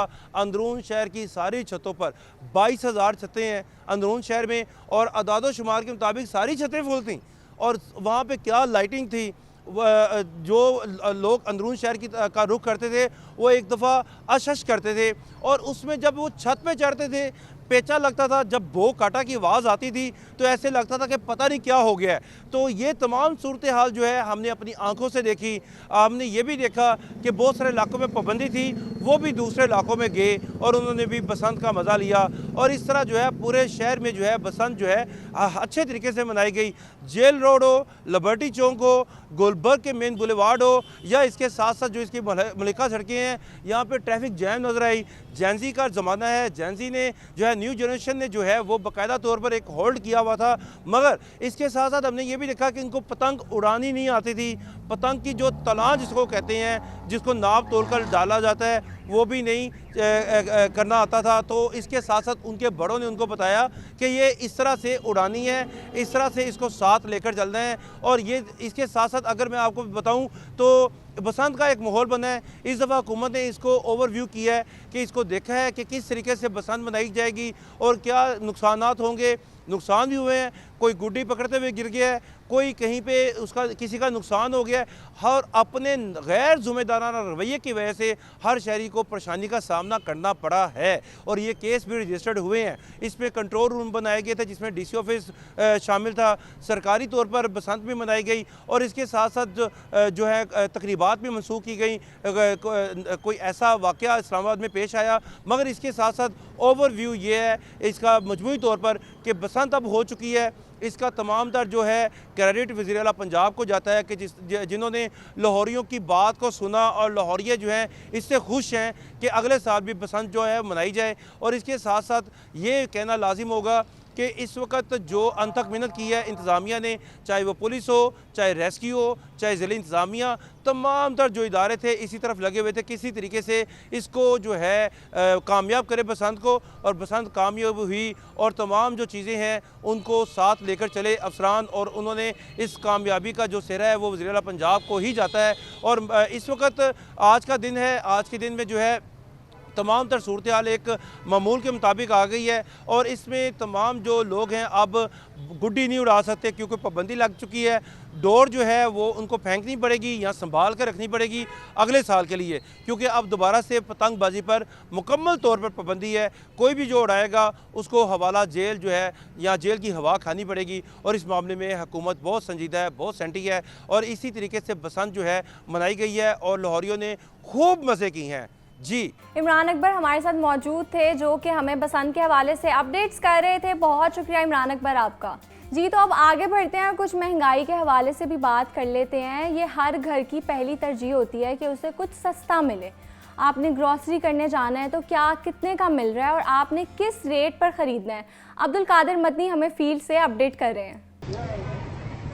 जी बिल्कुल, रमज़ानुल मुबारक की आमद है और अगर सब्जियों, फलों और पोल्ट्री मसनूआत की कीमतों के हवाले से बात की जाए जिनकी रोज़ाना जो है सरकारी रिलीज जारी की जाती है ताकि शहर भर की तमाम मार्केटों, बाज़ारों और मंडियों में तय करदा या मुकर्रर करदा कीमतों पर ही सब्जियां, फल, ब्रायलर और अंडे जो है वो दस्तयाब हो सकें। तो सबसे पहले जो है वो हरे मसालों की बात करते हैं जो कि जिन्हें जो है वो प्याज, टमाटर, लहसुन, अदरक है। जैसे प्याज जो है इस वक्त मार्केट में 90 से 100 रुपये फी किलो तक फ़रोख्त किया जा रहा है। दर्जा अव्वल के ये प्याज की कीमत है। इसी तरह टमाटर की कीमतों में इजाफा होने लगा और टमाटर की कीमत जो है 120 से 130 रुपये फी किलो तक मार्केट में पहुँच चुकी है। इसी तरह लहसुन जो है 500 से 520 रुपये फी किलो तक फ़रोख्त किया जा रहा है। अदरक 420 से 450 रुपये फी किलो तक। लीमू की कीमत में भी जो है वो तेज़ी देखने को मिल रही है क्योंकि लीमू का इस्तेमाल भी बढ़ जाता है और लीमू जो है इस वक्त मार्केट में 120 से 140 रुपये फी किलो तक फ़रोख्त किया जा रहा है। और मौसमी सब्जियों के हवाले से बात की जाए तो आलू जो है 40 से 50 रुपये फी किलो तक फ़रोख्त हो रहा है। इसी तरह पालक 60 से 70 रुपये फी किलो तक, बंद गोभी 80 रुपये फी किलो तक, फूल गोभी 70 से 80 रुपये फी किलो तक फ़रोख्त की जा रही है। जबकि भिंडी जो है 380 से 400 रुपये फी किलो तक फ़रोख्त हो रही है। और मटर जो है वो 70 रुपये से 80 रुपये फी किलो तक फ़रोख्त किए जा रहे हैं। और गाजर की बात की जाए तो 50 रुपये फी किलो तक है। घिया कद्दू 180 से 200 रुपये फी किलो तक, जबकि मेथी जो है 70 से 80 रुपये फी किलो तक फ़रोख्त की जा रही है। फलों की कीमतों के हवाले से बात की जाए तो जो सेब काला कोल्हू है पहाड़ी, उसकी कीमत 550 रुपये फी किलो है। सेब काला कोल्हू मैदानी जो है 350 रुपये फी किलो तक। केला दर्जा अव्वल 250 से 260 और मिक्स दर्जे का केला जो 180 से 200 रुपये दर्जन तक फ़रोख्त किया जा रहा है। किन्नू जो है 400 रुपए दर्जन तक फरोख्त हो रहा है। इसी तरह जो अनार कंदारी है वो 850 रुपए फी किलो तक मार्केट में फरोख्त हो रहा है और खजूर की कीमत भी 660 से 680 रुपए फी किलो तक जो है शहरियों से वसूल की जा रही है। ये ईरानी खजूर की कीमत है। ताहम जो ब्रायलर है उसकी कीमत में उतार चढ़ाव का सिलसिला जारी है। किसी दिन कीमत जो है वो 10 रुपए कम हो जाती है और कभी जो है वो 10 रुपए उसमें या 15 रुपए तक उसमें इजाफा कर दिया जाता है। साथ ही ब्रायलर गोश्त जो है इस वक्त मार्केट में 600 रुपए फी किलो तक फरोख्त किया जा रहा है। और इस हवाले से शहरी जो है वो भी जो है वो गिला करते हुए दिखाई देते हैं कि जैसे जैसे रमज़ान मुबारक की जो है वो आमद है और जैसे जैसे रोज़े जो है वो करीब आते जा रहे हैं कीमतों में जो है वो भी जो है वो तब्दीली देखने को मिल रही है। हर मार्केट, हर दुकान और हर इलाके का रेट जो है वो अलग है और खुसूसी तौर पर जो दर्जा अव्वल की जो सब्जियाँ और फल हैं जिन्हें मेयारी सब्जियाँ फल कहा जाता है उनकी कीमतें भी ज़्यादा हैं, लेकिन जो मिक्स दर्जे की सब्जियाँ हैं उनकी कीमतें कदरे कम है। लेकिन इसके बावजूद ये कीमतें जो हैं वो सरकारी रेलिस्टों के मुताबिक नहीं और शहरियों ने मुतालबा किया है कि जो इंतज़ामी कंट्रोल है कीमतों के हवाले से वो मार्केट में रमज़ान मुबारक की आमद से कबल जो है उसको सख्त किया जाए, उसको जो है वो यकीनी बनाया जाए ताकि लोगों को जो है वो सस्ते दामों में मेयारी अशिया मैसर हो सके।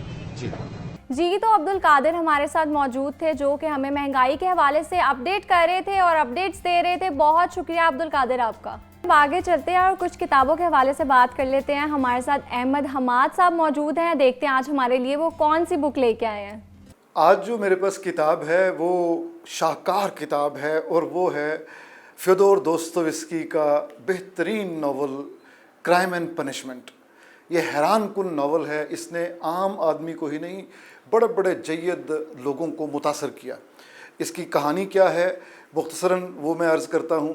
वो ये है कि इसका हीरो है रस्कोलिनकोफ। ये एक कत्ल कर देता है और कत्ल करने के बाद ये वजाहतें अपने आप को पेश करता है कि ये कत्ल मैंने बहुत सारी इंसानियत को बचाने के लिए किया है। फिर ये कहता है कि अगर कत्ल की इजाज़त नेपोलियन को ना होती तो वो कभी भी इनकलाब न ले आता। इसी तरह उसने फर्दर जाता है न्यूटन तक, बल्कि बड़े बड़े जो रिफॉर्मिस्ट हैं उन तक जाता है और वो ये कहता है कि देखें अगर 100 लोगों को मार देने से 1 करोड़ लोगों की बेहतरी होती है तो 100 लोगों को मार देना गुनाह तो नहीं है। तो अगर मैंने एक ऐसी सूदखोर बुढ़िया को कुल्हाड़े के साथ कत्ल कर दिया है तो मैंने कौन सा जुर्म किया है। अच्छा, मज़े की बात है कि जब ये कत्ल कर देता है तो ऐन उस वक्त उस बुढ़िया की एक रिलेटिवली जवान 30s में बहन है, हाफ सिस्टर, वो वहाँ पे आ खड़ी होती है और वो चश्मदीद गवाह बन जाती है इस कत्ल का। तो मजबूरन हीरो को उस औरत को भी कत्ल करना पड़ता है। इस तरह ये 2 कत्ल होते हैं। अब ये तो हो गया क्राइम। अब पनिशमेंट क्या है इसकी, ये बेहद खूबसूरत बात है। क्राइम का तो वो बता रहा है किसी और इतना ज़हीन है, इतना इंटेलिजेंट है कि कोई निशान नहीं छोड़ता, किसी के पास कोई शहादत नहीं है कि कत्ल इसी ने किया है, सब लोगों को चकरा के घुमा के रखता है। इनकी जो हीरो है इसकी एक माँ और एक बहन जो पीछे दूसरे शहर में है वो भी इधर इसके पास सेंट पीटर्सबर्ग में आ जाते हैं। ये सारा जो वाक़या है ये सेंट पीटर्सबर्ग का है, यानी इसको सेट किया है दोस्तोयेव्स्की ने सेंट पीटर्सबर्ग में।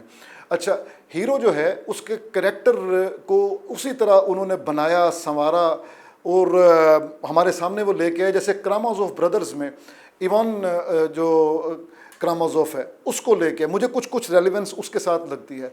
वो क्रामाज़ोव ब्रदर्स जो है वो 1878-79 का है, ये 1862 का, फ़र्क तो है।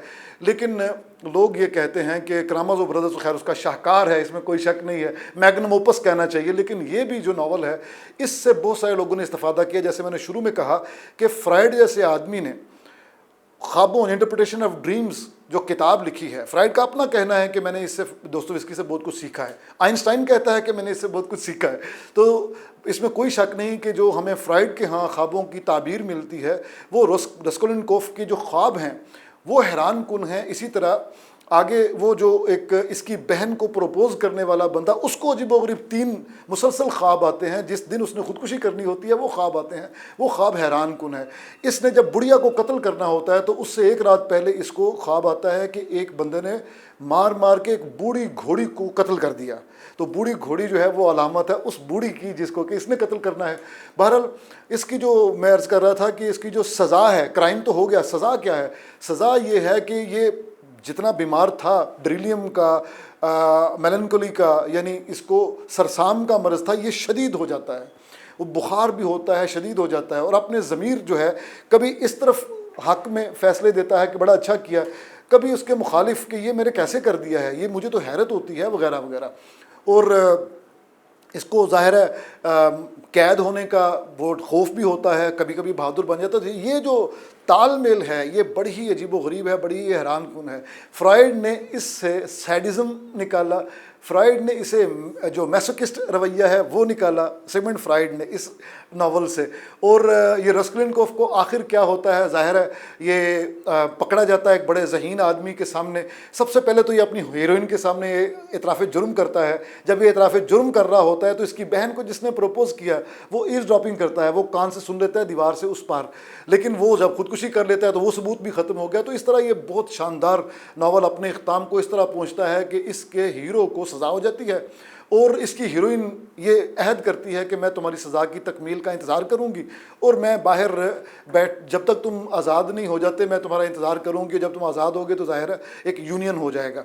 तो जुर्म आपके सामने आ गया, उसकी सज़ा इसका अंदर का ज़मीर वो भी दे रहा है और उसके बाद कानून भी सज़ा देता है। लेकिन इन सब में एक चीज़ ना भूलिएगा कि इस सज़ा में भी, सज़ा की सख्ती में, सज़ा की आग में जो चीज़ ठंडक बनती है, सज़ा के ज़ख्म में जो चीज़ मरहम बनती है वो है मोहब्बत।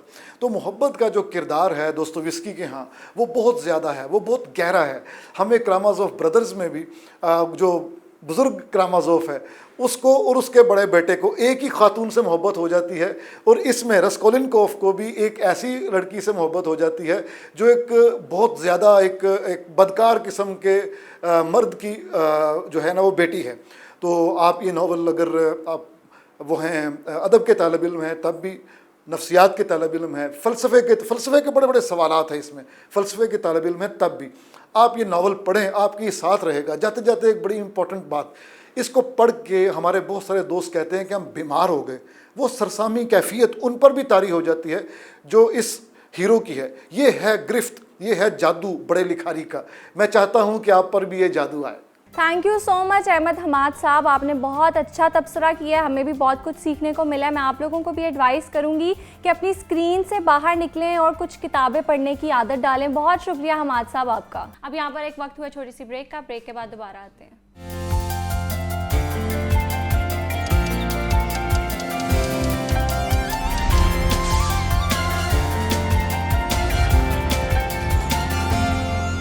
Welcome back. अब आगे बढ़ते हैं अपने फेवरेट सेगमेंट की जानिब जो कि है कुकिंग सेगमेंट और हमारे साथ आज शेफ़ अली मौजूद हैं। इनसे हम जानेंगे कि आज ये हमारे लिए कौन सी न्यू रेसिपी लेके आए हैं, कौन सी न्यू डिश लेके आए हैं, लेकिन साथ साथ आज कुछ हम किचन क्लीनिंग के हवाले से इनसे टिप्स भी लेंगे। तो आइए इनको वेलकम करते हैं। अस्सलाम वालेकुम शेफ़ अली, कैसे हैं? वालेकुम सलाम, अल्हम्दुलिल्लाह, शुक्र। आप सुनाएं कैसे हैं? अल्लाह का शुक्र। अच्छा बताएं आज हमारे लिए आप कौन सी न्यू डिश लेके आए हैं? आज जो हम चिकन पिकाटा बना रहे हैं। चिकन पिकाटा? जी, इटालियन डिश है जी, स्पैगेटी पास्ता इटालियन डिश है ये? जी जी, स्पैगेटी पास्ता के साथ बनाएंगे। अच्छा अच्छा जी जी। तो क्या रेसिपी है इसकी, क्या इंग्रेडिएंट्स है इसमें? सबसे पहले हम जाएगा वाइट पेपर चिकन को इसमें बेसिकली बनना है चिकन, फ्राइड चिकन जाएगा पास्ते में, फ्राइड चिकन। बाकी आपने पास्ते खाए होंगे वो उसमें वो रोस्ट चिकन होता है, राइट, या ग्रिल्ड होता है, बेग होता है, ग्रिल होता है। इसमें जाएगा फ्राइड चिकन। अच्छा अच्छा जी जी। उसके लिए सबसे पहले लेना है चिकन में बेल पे वाइट पेपर और साल्ट यूज़ करना है। उसके बाद उसको करना है फ्राइड करना है क्रम्स लगा के। ऑलराइट जी, क्रम्स लगा के जी। उसके बाद करना है स्पैगेटी बॉयल करनी है। वो स्पैगेटी बॉयल करने के बाद उसको सॉस बनानी है। सॉस के साथ भी सॉस में जो बननी है वाइट बटर सॉस बननी है, बटर बेस बननी सॉस। ऑलराइट जी, फ्लोर में। ऑलराइट ठीक है, तो उसमें फ्लोर ऐड होगा, थोड़ा सा बटर ऐड होगा इसकी सॉस में। जी जी। ऑलराइट उसके बाद उसमें टेस्ट के लिए लेमन जाएगा। अच्छा और गार्लिक जाएगा बस। ऑलराइट और फिर चिकन को फ्राई करेंगे और उसमें ऐड कर देंगे। ठीक है, सबसे पहले आप क्या कर रहे हैं? अब सबसे पहले हमने चिकन फ्राई करना है जी, तो उसके पहले मैरिनेट करेंगे। ऑलराइट जी। अच्छा शेफ़ अली, ये बताएं कि अक्सर कुछ लोग बहुत अच्छे अच्छे खाने भी बनाते हैं, अच्छी अच्छी डिशेस भी बनाते हैं, लेकिन उनके चिकन में स्मेल होती है। तो कैसे मैरिनेट करें कि इसकी स्मेल चली जाए और कितनी देर तक मैरिनेट करें? स्मेल को इतना मुश्किल काम नहीं है स्मेल को भगाना। इसमें सबसे पहले आप चिकन को लेना, उसको वॉश करना है। वॉश करने के लिए आपने विनीगर और साल्ट यूज़ करना है। ऑलराइट जी। उसको पानी में डिप करना है कोई 30 मिनट के लिए। तो आप जब डिप करेंगे उसको उसमें विनीगर और साल्ट डाल देना आपने। ओके, सिरका और नमक। जी जी बिल्कुल। आपने चिकन का भी नोट किया होगा, आप खा रहे होंगे चिकन अंदर से ना फीका फीका होता है। हाँ जी। जब आप नमक के और उसको विनीगर में डिप करेंगे ना उसकी नमक की रेशो थोड़ी सी एक्स्ट्रा हो जाएगी उसके अंदर, लेकिन वो चिकन में जो जूसीपन है वो भी बरकरार रहेगा और जो साल्टेशन है मसाले का अंदर जाना वो भी बरकरार रहेगा। ऑलराइट, ठीक है, ठीक है। और फिर कितनी देर तक रखना है इसको? बस 30 मिनट्स रख लें, उसके बाद आप उसको निकाल के वॉश करके तो आप उसमें मैरिनेट कर लें। ठीक है, स्मेल बिल्कुल खत्म हो जाएगी उसकी। ठीक है, तो अभी आप मैरिनेट करने लगे हैं चिकन? जी जी, अब मैरिनेट करने लगा हूँ। इसमें सिर्फ ब्लैक पेपर और साल्ट लगाना हमने। ऑलराइट जी, ठीक है। और साथ साथ कुछ हमें ना इजी टिप्स भी आज चाहिए आपसे किचन क्लीनिंग के हवाले से, क्योंकि अक्सर हम देखते हैं थोड़ा सा काम कर लें, चूल्हा बहुत गंदा हो जाता है, फ्रिज बहुत ज़्यादा गंदा हो जाता है, तो उस हवाले से थोड़ी इजी टिप्स दें, कितने टाइम बाद हमें इसको साफ करना चाहिए? टाइम आप जब आपने खाना तैयार करना उसके बाद किचन को वॉश करना है। ऑलराइट, फौरन जी फौरन। अगर आप किचन को क्लीन एंड साफ देखना चाहते हैं, ये नहीं है कि आज मैं साफ करना है कल नहीं करना, तो एक दिन छोड़ के एक दिन कर लिया। बिल्कुल, रोज करना पड़ेगा। जी, किचन को आपने जहाँ पे फूड बनाना अपनी सेहत के लिए उसको डेली आपने वॉश करना है। और स्पेशली आप रात को टाइम रखें जब आपने किचन क्लोज करना है, सारे बर्तन आपके shelf her cheese neat and clean होनी चाहिए। बिल्कुल जी। उसके लिए आपने केमिकल यूज़ करने हैं, ये आम कोई साबुन सर्फ नहीं यूज़ करना। अब सबसे मेन चीज़ होती है किचन में सिंक। बिल्कुल जी, तो उसमें केमिकल के बगैर वो साफ़ नहीं होता, उसमें चिकनाई सब कुछ लगा होता, वो केमिकल के से यूज़ करेंगे तो आप वो साफ़ होगा। ऑलराइट, अच्छा बताएं कि जो रात के बर्तन पड़े रहते हैं और सुबह अक्सर लोग उनको वॉश करते हैं, सिंक भरा रहता है, तो क्या ये हमारे लिए नुकसानदेह नहीं है? ये सेहत के लिए बहुत नुकसानदेह है। अच्छा। वहाँ से ही वो कीड़े मकोड़े पैदा होकर आपके किचन में सारा जो फूड पड़ा होता है उसमें मुंतकिल होते हैं। बिल्कुल जी, ये सबसे पहले बेहतरीन चीज़ ये है कि आप रात को अपनी किचन बर्तन हर चीज़ वॉश है नीट एंड क्लीन करके रखें, और वैपिंग भी करनी है, क्योंकि बर्तन जो है ना वो गीले नहीं होने चाहिए। जो पानी खुश करके रखना है, खुश करके रखने, पानी बर्तन के अंदर पानी खड़ा होगा उसमें भी जरासीम पैदा होते हैं। बिल्कुल जी। अच्छा, ये फ्रिज के हवाले से बताएं कि कैसे हम जो सब्जियां अक्सर 2 दिन बाद या 1 दिन बाद भी गल जाती हैं, तो किस तरह उनको फ्रिज में रखें कि वो फ्रेश रहें, ताज़ा रहें? फ्रिज में रखने के लिए सबसे पहले आपको जो भी वेजिटेबल है वो वॉश करनी है। वॉश करके आपने लहदा पैकेट बना के एयर टाइट करके रखने हैं। अगर आप खुली रखेंगे वो एक चीज़ की स्मेल दूसरी में, दूसरी की तीसरी में, वो कुछ जरासीम वेजिटेबल के होते हैं जो एक दूसरे को जैसे कल पसंद नहीं होते, इस वजह से वो वेजिटेबल खराब होती हैं। बिल्कुल। आप चिकन फ्रिज में पड़ा या गार्लिक पड़ा हुआ तो उसने तो अपनी स्मेल छोड़नी है पूरी फ्रिज में, जब भी आप फ्रिज खोलेंगे हर चीज में आ जाती है, हर चीज में फ्रिज आएगी वो। बिल्कुल। और सालन का बताएं कि जो हम अक्सर फ्रीज करके सालन रख देते हैं कि एक साथ 4-5 बना दिए, जैसे अगर मेरी अम्मा कहीं जा रही हैं 4-5 दिन के लिए वो जा रही हैं अपनी अम्मा की तरफ, तो वो कहेंगी 4-5 डिशेस बना के मैं फ्रीज करके जा रही हूँ, तो जब दिल किया ओवन करके इनको खा लेना। तो ये बताएं कि क्या ये सही है हमारी सेहत के लिए? नहीं, सेहत के लिए मेरे ख्याल में सबसे बेहतर यही है कि आप फ्रेश फूड बना खाएं, जो भी आपने चीज़ बनानी है फ्रेश होनी चाहिए। अच्छा जी। तो जब आपने अगर मजबूरी है कोई कहीं आपने सफ़र करना तो फूड रखना, तो फूड आपका डिस्पोजेबल पैक में एयर टाइट होना चाहिए। अगर आप किसी में वैसे खुला फूड लेके जाएंगे तो वो उसमें जरासीम भी होंगे सारे। बिल्कुल ऐसे ही है जी। अच्छा चलें, अब बताएं अब नेक्स्ट स्टेप आप क्या कर रहे हैं? चिकन को मैरिनेट तो आपने कर दिया, अब आगे क्या कर रहे हैं? अब मैं इसको ब्रेडिंग करने लगा हूँ इसकी। ओके जी। ऑलराइट, ये एग का बैटर बनाया, इसमें सबसे पहले लगाना फ्लोर मीट को, ये देखें। ओके जी, उसमें इसको एग में डिप करके तो इसको क्रमिंग करनी है।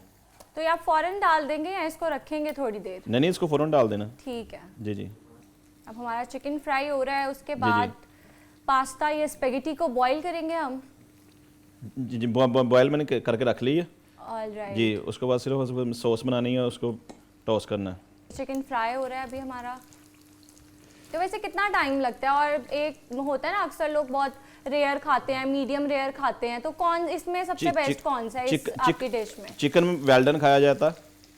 चिकन में टेम्परेचर वो होता है बीफ का टेम्परेचर, मीडियम वेल डन आपने जो सा लाइक करना। ये बीफ के लिए? जी, बीफ के लिए। चिकन में जरासीम होता है सेमोलिना, इन सेट टेम्परेचर जब तक उसका 75 नहीं होगा वो नहीं मरेगा, वो सेहत के लिए बहुत नुकसानदेह होता है। अच्छा जी। तो उसके बाद आपको इसको चिकन को खाना, जब भी खाना आपने फुल डन करके खाना है। ओके जी। मतलब वो बीफ स्टेक्स होते हैं, बीफ स्टेक होते हैं जो रेयर या मीडियम रेयर हम बीफ आप खा सकते हैं। चिकन के लिए टर्म नहीं यूज होती। चिकन वेल डन खाना पड़ेगा आपको। Okay, interesting. ये मुझे लगता है आपने नई बात बताई है मुझे भी और शायद कुछ व्यूअर्स को भी मेरे। तो इसमें आप लेमन कब ऐड करेंगे? लेमन सिर्फ इसके सॉस में ऐड करना हमने। सॉस वैसे ही कहते हैं बेस होती है। जी ये बेस जो होती है। इन डिशेस है ना, सॉस अच्छी हो तो ऑटोमेटिकली टेस्ट भी इनका अच्छा लगता है। पास्ते की बेसिकली सॉस ही होती है। बिल्कुल, वो ही गेम चेंजर होती जी। है। अच्छा, आपने इसको 3 से 4 मिनट फ्राई किया चिकन को? जी जी। ठीक है। अब वैसे कितने ग्राम लिया आपने चिकन? ये आपने 60 से 70 ग्राम का एक फिला बनाना है। ठीक है जी। वो अच्छी तरह आपने उसको वॉश करके फिर उसको आपने लगाना, स्पाइस लगाना, सीजनिंग लगानी है। तो उसके बाद आपने इसको सबसे पहले मैदे में ब्रेडिंग करनी है, उसके बाद एग लगाना, एग के बाद क्रम्स लगा के आपने फ्राई करने हैं। तो कितनी क्वांटिटी में हमने इतने ग्राम्स चिकन यूज़ किया? क्वांटिटी क्या होगी इसकी? इसके आप 1 kg का बना लें, फिले बना लें। 65 ग्राम 80 ग्राम तक फिले बना सकते हैं आप, क्योंकि इसको थोड़ा स्मार्ट रखना पड़ता है। इसको कुकिंग के लिए ना टाइम कम लगेगा। तो अगर कोई चिकन की जगह बीफ में प्रेफर करे या मटन में प्रेफर करे तो उसके लिए भी सेम रेसिपी होगी या अलग तरीके से मैरिनेशन होगी? जो बीफ होता है ना वो फ्राइड नहीं होता। अच्छा जी, उसको क्रमिंग के साथ फ्राइड नहीं कभी भी होगा वो, क्योंकि वो ये फ्राइड आइटम है, ये होती है 5-7 मिनट में। एग्जैक्टली। तो बीफ को 30 मिनट चाहिए होते हैं पकने के लिए। बिल्कुल ऐसे जी। ही। तो इसलिए फ्राइड आइटम में बीफ वो बहुत कम यूज़ होता है। ठीक है जी। अच्छा, तो हमारा चिकन जो है वो परफेक्टली फ्राई हो चुका है, मैं देख रही हूँ काफ़ी क्रिस्पी भी है। तो पहले तो सबसे पहले इसकी टिप बताएं, या आपने कोई कट लगा के चेक नहीं किया कि ये सही फ्राई हो गया कि नहीं? वरना यूजुअली हम कट लगा के चेक करते हैं। जी जी। इसको टाइम देना है, 150 टेम्परेचर होना चाहिए इसका। ऑलराइट, 150 टेम्परेचर ऑयल का, और 6 से 7 मिनट में फ्राई हो जाएगा ये। 6 to 7 मिनट्स। जी। ऑलराइट, ठीक है। तो उसके बाद अब आप पास्ता की तरफ आ रहे हैं, स्पेगेटी की तरफ? स्पेगेटी बॉयल करके रखी है मैंने। ये ऑलराइट, अब आप इसकी सॉस बनाने लगे? नहीं, सॉस बाद में बनाएंगे। बटर को हमने बटर में इसको हल्का सा ना सोते करना है नूडल को। ऑलराइट, जी जी। इंटरेस्टिंग। ठीक है, खुशबू वैसे बहुत अच्छी आ रही है चिकन की। अभी सिर्फ चिकन फ्राई हुआ है लेकिन मैरिनेशन अच्छी हुई भी थी, अच्छी खुशबू आ रही है इसकी। इसमें गार्लिक के साथ थोड़ी सी हमने डालनी crush chilli. Alright, garlic add की हमने, साथ थोड़ी सी क्रश चिली। जी जी। ठीक है, अब हम स्पेगेटी ऐड करेंगे। जी जी। बटर भी इसमें वाइट पेपर। White pepper. जी जी। अच्छा, हम आगे सालन की बात कर रहे थे कि कौन से हमें फ्रीज करने चाहिए, कौन से नहीं। और मैंने भी सुना है कि स्पेशली पालक के बारे में कि इसको रीहीट करके नहीं खाना चाहिए। जी, पालक के बारे में कमेंट्स अच्छे नहीं है कि अच्छा। जी।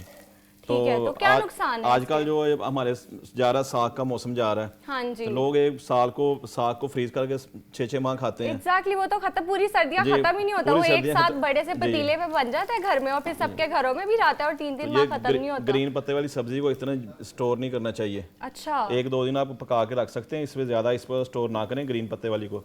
ऑलराइट, ठीक है। तो वैसे बिल्कुल ही स्टोर नहीं करना चाहिए, क्योंकि अब इतना तो मार्जिन मिलना चाहिए ना। अक्सर हम एक टाइम पे हमने खाया, अब हमारा नहीं दिल दोपहर को खाने का, तो हम फ्रीज कर लेते हैं कि अगले दिन खा लेंगे। जी जी। तो वो भी क्या उतना ही नुकसानदेह है? नहीं, उतना नहीं, बस एक दिन आप यूज कर सकते हैं, यानी कि 24 घंटे आप उसको यूज कर लें। ठीक है, इससे ज्यादा ना यूज करें उसे। ऑलराइट, अच्छा। तो अब आपने नूडल्स ऐड कर दिए, स्पेगेटी। ठीक है, तो ये कितनी देर तक करना है? बस ये 1-2 मिनट इसको टॉस करना है।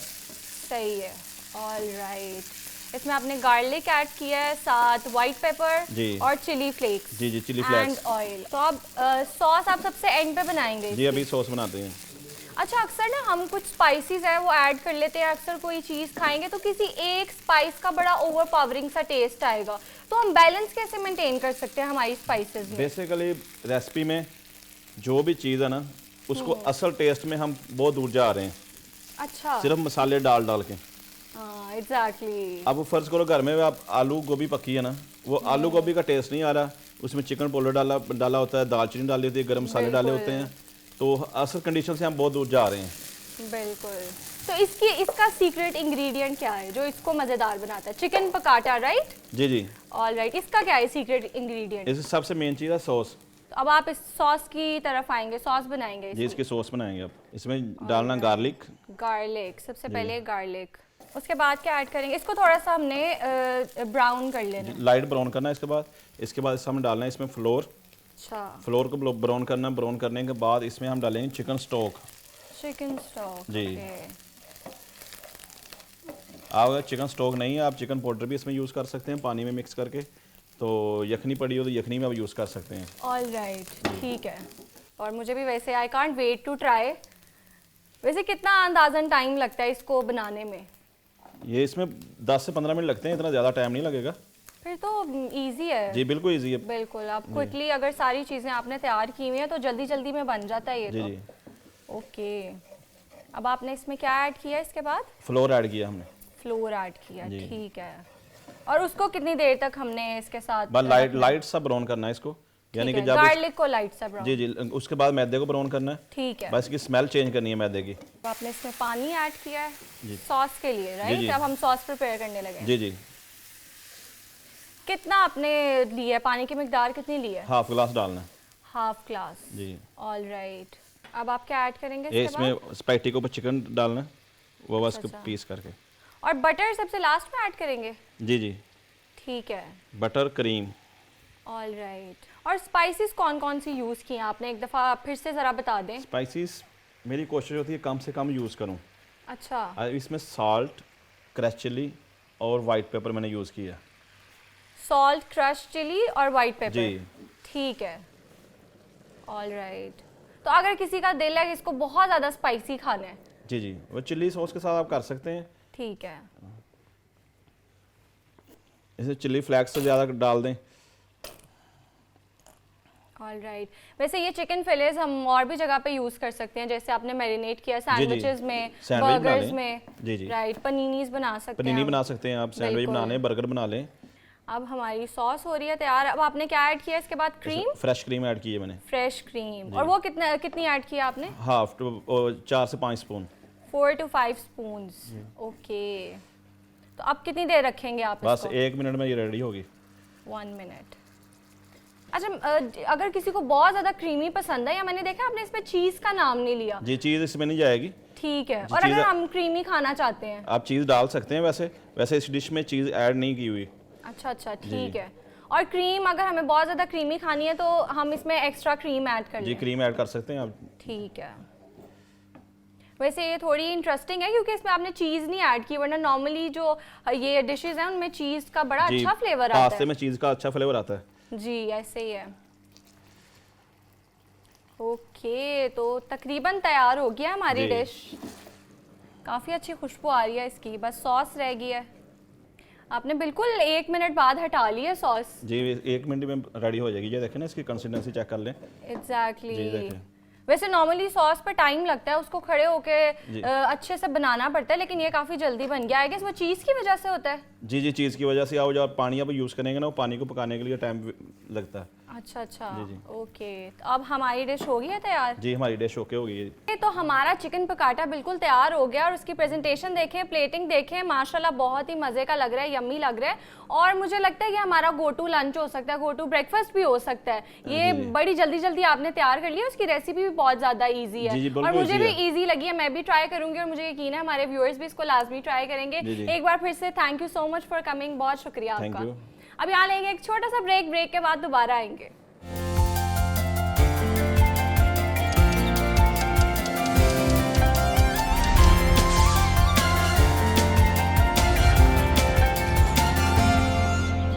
Welcome back. अब आगे चलते हैं और अपने शो को थोड़ा सा म्यूजिक का तड़का लगाते हैं। हमारे साथ एक बहुत प्यारी सी यंग सी सिंगर मौजूद है, शम्सा आमिर इनका नाम है। इनसे बातें भी करेंगे और गाने भी सुनेंगे। अस्सलाम वालेकुम शम्सा, कैसी हैं? वालेकुम अस्सलाम, आप कैसी हैं? अल्लाह का शुक्र। अच्छा शम्सा, सबसे पहले तो अपने बारे में बताएं कि कहाँ से आप, क्या पढ़ा है आपने? मैंने UMT से मेडिकल इमेजिंग एंड अल्ट्रासोनोग्राफी की है। 2024 में मैंने कंप्लीट किया अपनी डिग्री, और अभी मैं जॉब भी कर रही हूँ और साथ अपना प्रोफेशन भी स्टार्ट किया हुआ है। Very good. तो कैसे आई आप इस तरफ, म्यूजिक की तरफ? म्यूजिक की तरफ तो मतलब मैं 5th स्टैंडर्ड से ही थी। ऑलराइट। प्रोफेशनली नहीं कभी किया, वो एक मतलब लाइक रिस्ट्रिक्ट था क्योंकि मेडिकल फील्ड थी तो हेक्टिक होती थी रूटीन। लेकिन अभी क्योंकि ज़रा जॉब वाली फील्ड में आई हुई हूँ तो बस अभी टाइम है थोड़ा मैनेज करने का। तो ऑलराइट। अच्छा, मेडिकल स्टूडेंट्स पे यूजुअली बहुत प्रेशर होता है और उनको इतना टाइम नहीं मिलता कि वो दूसरी एक्टिविटीज कर सके। तो आप कैसे आई हैं इस तरफ और कैसे मेंटेन कर रही हैं बैलेंस? इनफैक्ट मेडिकल स्टूडेंट्स को ये एडवाइस करना चाहती हूँ कि लाजमी जो भी उनमें मतलब व्हाटएवर, ज़रूरी नहीं सिंगिंग, कोई भी उनमें एक्टिविटी है मतलब टैलेंट है, उसको साथ साथ कैरी ऑन रखा करें। ताकि उनको फ्रेशमेंट मिलती रहे। स्टडीज तो बिल्कुल चलती ऐसा ही है, है exactly, hobbies भी होनी चाहिए, हाँ, क्योंकि बिल्कुल। अभी बहुत ज़्यादा ऐसी सिचुएशन आ गई है कि मतलब यंगस्टर्स जो हैं वो depression, anxiety due to stress face बिल्कुल, कर रहे ऐसे ही है। हैं। तो जब तक आप अपने अंदर के एक टैलेंट को या अपनी एक्टिविटीज़ को जो आपको मतलब पीसफुल हो या आपकी थेरेपी हो, उनको प्रमोट नहीं करेंगे, उनके लिए टाइम नहीं निकालेंगे, तो वो एक डार्क जोन में ही रहता है बंदा। बिल्कुल ऐसे मेरा ख्याल है, मैंने तो ऐसे ही किया है, मतलब स्टडीज़ भी स्टार्ट की हुई थी और साथ सिंगिंग भी की है। ऑल राइट, अच्छा तो आप बताएं कौन सा गाना सुना रहे हैं, बल्कि स्टार्ट करें। श्योर मैं आतिफ असलम का है गाना वो लम्हे, आपने सुना होगा। बिल्कुल बिल्कुल।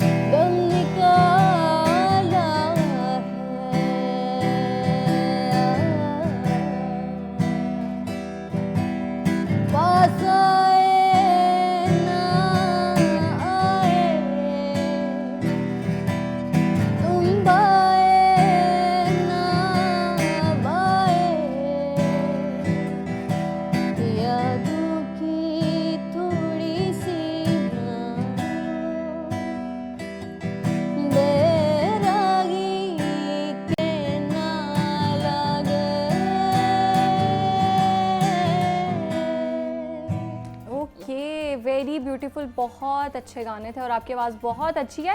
अब शम्सा कुछ अपने बारे में बताओ, क्या करती हो, क्या शौक है आपके लाइफ में? मेरे लाइफ में मोस्टली मैं सिंगिंग ही करती हूँ। अच्छा, अगर मेरे पास क्वालिटी टाइम है वो मैं सिंगिंग के साथ ही गुजारती हूँ। मतलब लाइफ से हेक्टिक लाइफ है, थकी हुई हूँ, तो मैं एक दो गाने सुन लूँगी या मैं गिटार प्ले कर लूँगी तो मैं बेहतर फील करती हूँ। तो मेरी बात सुनो, अभी आप एज अ करियर इसको लेके, म्यूज़िक को लेके चल रही हो या अपनी मेडिकल फील्ड को? ये सरप्राइजिंग है, ये मुझे भी नहीं पता। अच्छा। लेकिन आई ट्राई कि मैं इसको भी साथ, म्यूजिक दोनों को भी में साथ बैलेंस मेंटेन रखो। Okay, good. क्योंकि मोस्टली जो टफ लाइफ होती है ना वो स्टडीज़ वाली होती है, वहाँ पे आपके पास एक प्रेशर होता है। तो भी ये है कि जॉब भी चल रही है और अपना ये वाला भी ऑन है सीन, तो फिर इंशाल्लाह इसी को, म्यूजिक को ही। ऑलराइट। अच्छा शम्सा, कोई मज़े का इंसिडेंट बताओ अपनी लाइफ का। मज़े का इंसिडेंट जो मुझे याद है वो यही है कि मैं I was in second semester, तो मतलब मेरा वाइवा था और साथ मैंने यूसीबी परफॉर्म करने जाना था। अच्छा। और मैं यूसीबी गई, परफॉर्म किया, मैंने नहीं देखा कैसा किया, ऑडियंस का क्या मतलब रिएक्शन था, या मैं उधर रुकी नहीं और फ़ौरन वाइवा के लिए आई। अच्छा। और जब मैं वाइवा के लिए वाइवा मिस नहीं किया, मतलब वेरी गुड। वाइवा मिस नहीं किया, वही मेडिकल बहुत टफ लाइफ है। बिल्कुल। तो मैं बिल्कुल जब वाइवा देने के लिए आई वाज कम्प्लीटली मतलब कंफ्यूज कि यार कैसे वाइवा देना है, ना तैयारी की है ना ये वो। मैम कहती इतना मतलब क्या हुआ है, मुंह भी लाल हुआ है, कहाँ से आई हो। मैं स्टोरी बता दी, मैम इस तरह परफॉर्मेंस थी ये। कहते अच्छा किसी को बताना ना, वाइवा तुम गाना सुनाओ वाइवा में। ओके, कितने अच्छे टीचर्स हैं, इतने अच्छे टीचर्स मिले आपको, क्या बात है। और वो थे भी मेडिसिन के। Okay, very surprising. मेडिसिन के टीचर वो मुझे कह रहे हैं अच्छा अपना गाना सुना दें। फिर मैंने उन्हें गाना सुनाया और लाइक 1-2 क्वेश्चन उन्होंने बहुत इजी किए, मुझे थोड़ा रिलीफ मिल गया और मैंने वाइवा। ये इंसिडेंट ना एक मेमोरेबल है मेरी लाइफ का कि सिंगिंग ने मुझे बचा लिया मेरी स्टडी से। बिल्कुल ऐसे ही है। अच्छा शम्सा, कोई ऐसा लाइफ में फेज आया हो, कोई ऐसा पॉइंट आया हो जिसने आपको बहुत कुछ सिखाया हो? मैंने अभी तक की जितनी मतलब जर्नी देखी है ना, इसमें स्टडीज़ के बाद जो आपकी प्रोफेशनल लाइफ है ना, उसमें आपको ऑटोमेटिकली आपके अंदर ना बहुत रिस्पॉन्सिबिलिटीज़ आ जाती हैं। बिल्कुल ऐसे ही। उससे पहले आप एक इमेच्योर लाइफ गुजार रहे होते हो, आपको मतलब सेंस ऑफ रिस्पॉन्सिबिलिटी बिल्कुल भी नहीं होती।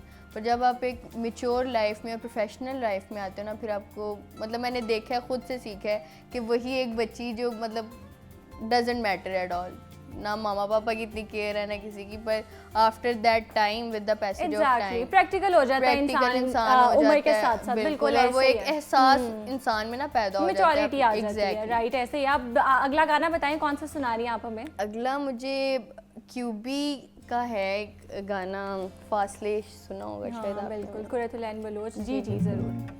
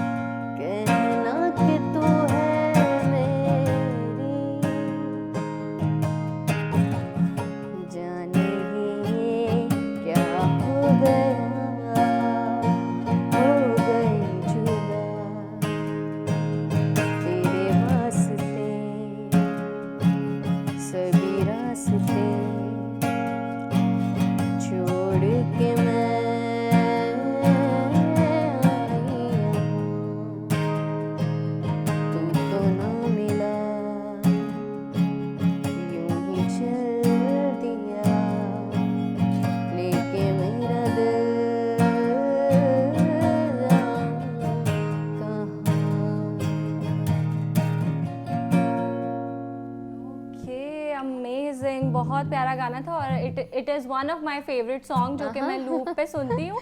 Thank you Shamsa, thank you so much and all the very best for your future. Thank you so much. Okay viewers, that's it for today. मिलते हैं कल इंशाल्लाह, तब तक के लिए मुझे दीजिए इजाज़त। अल्लाह हाफिज़।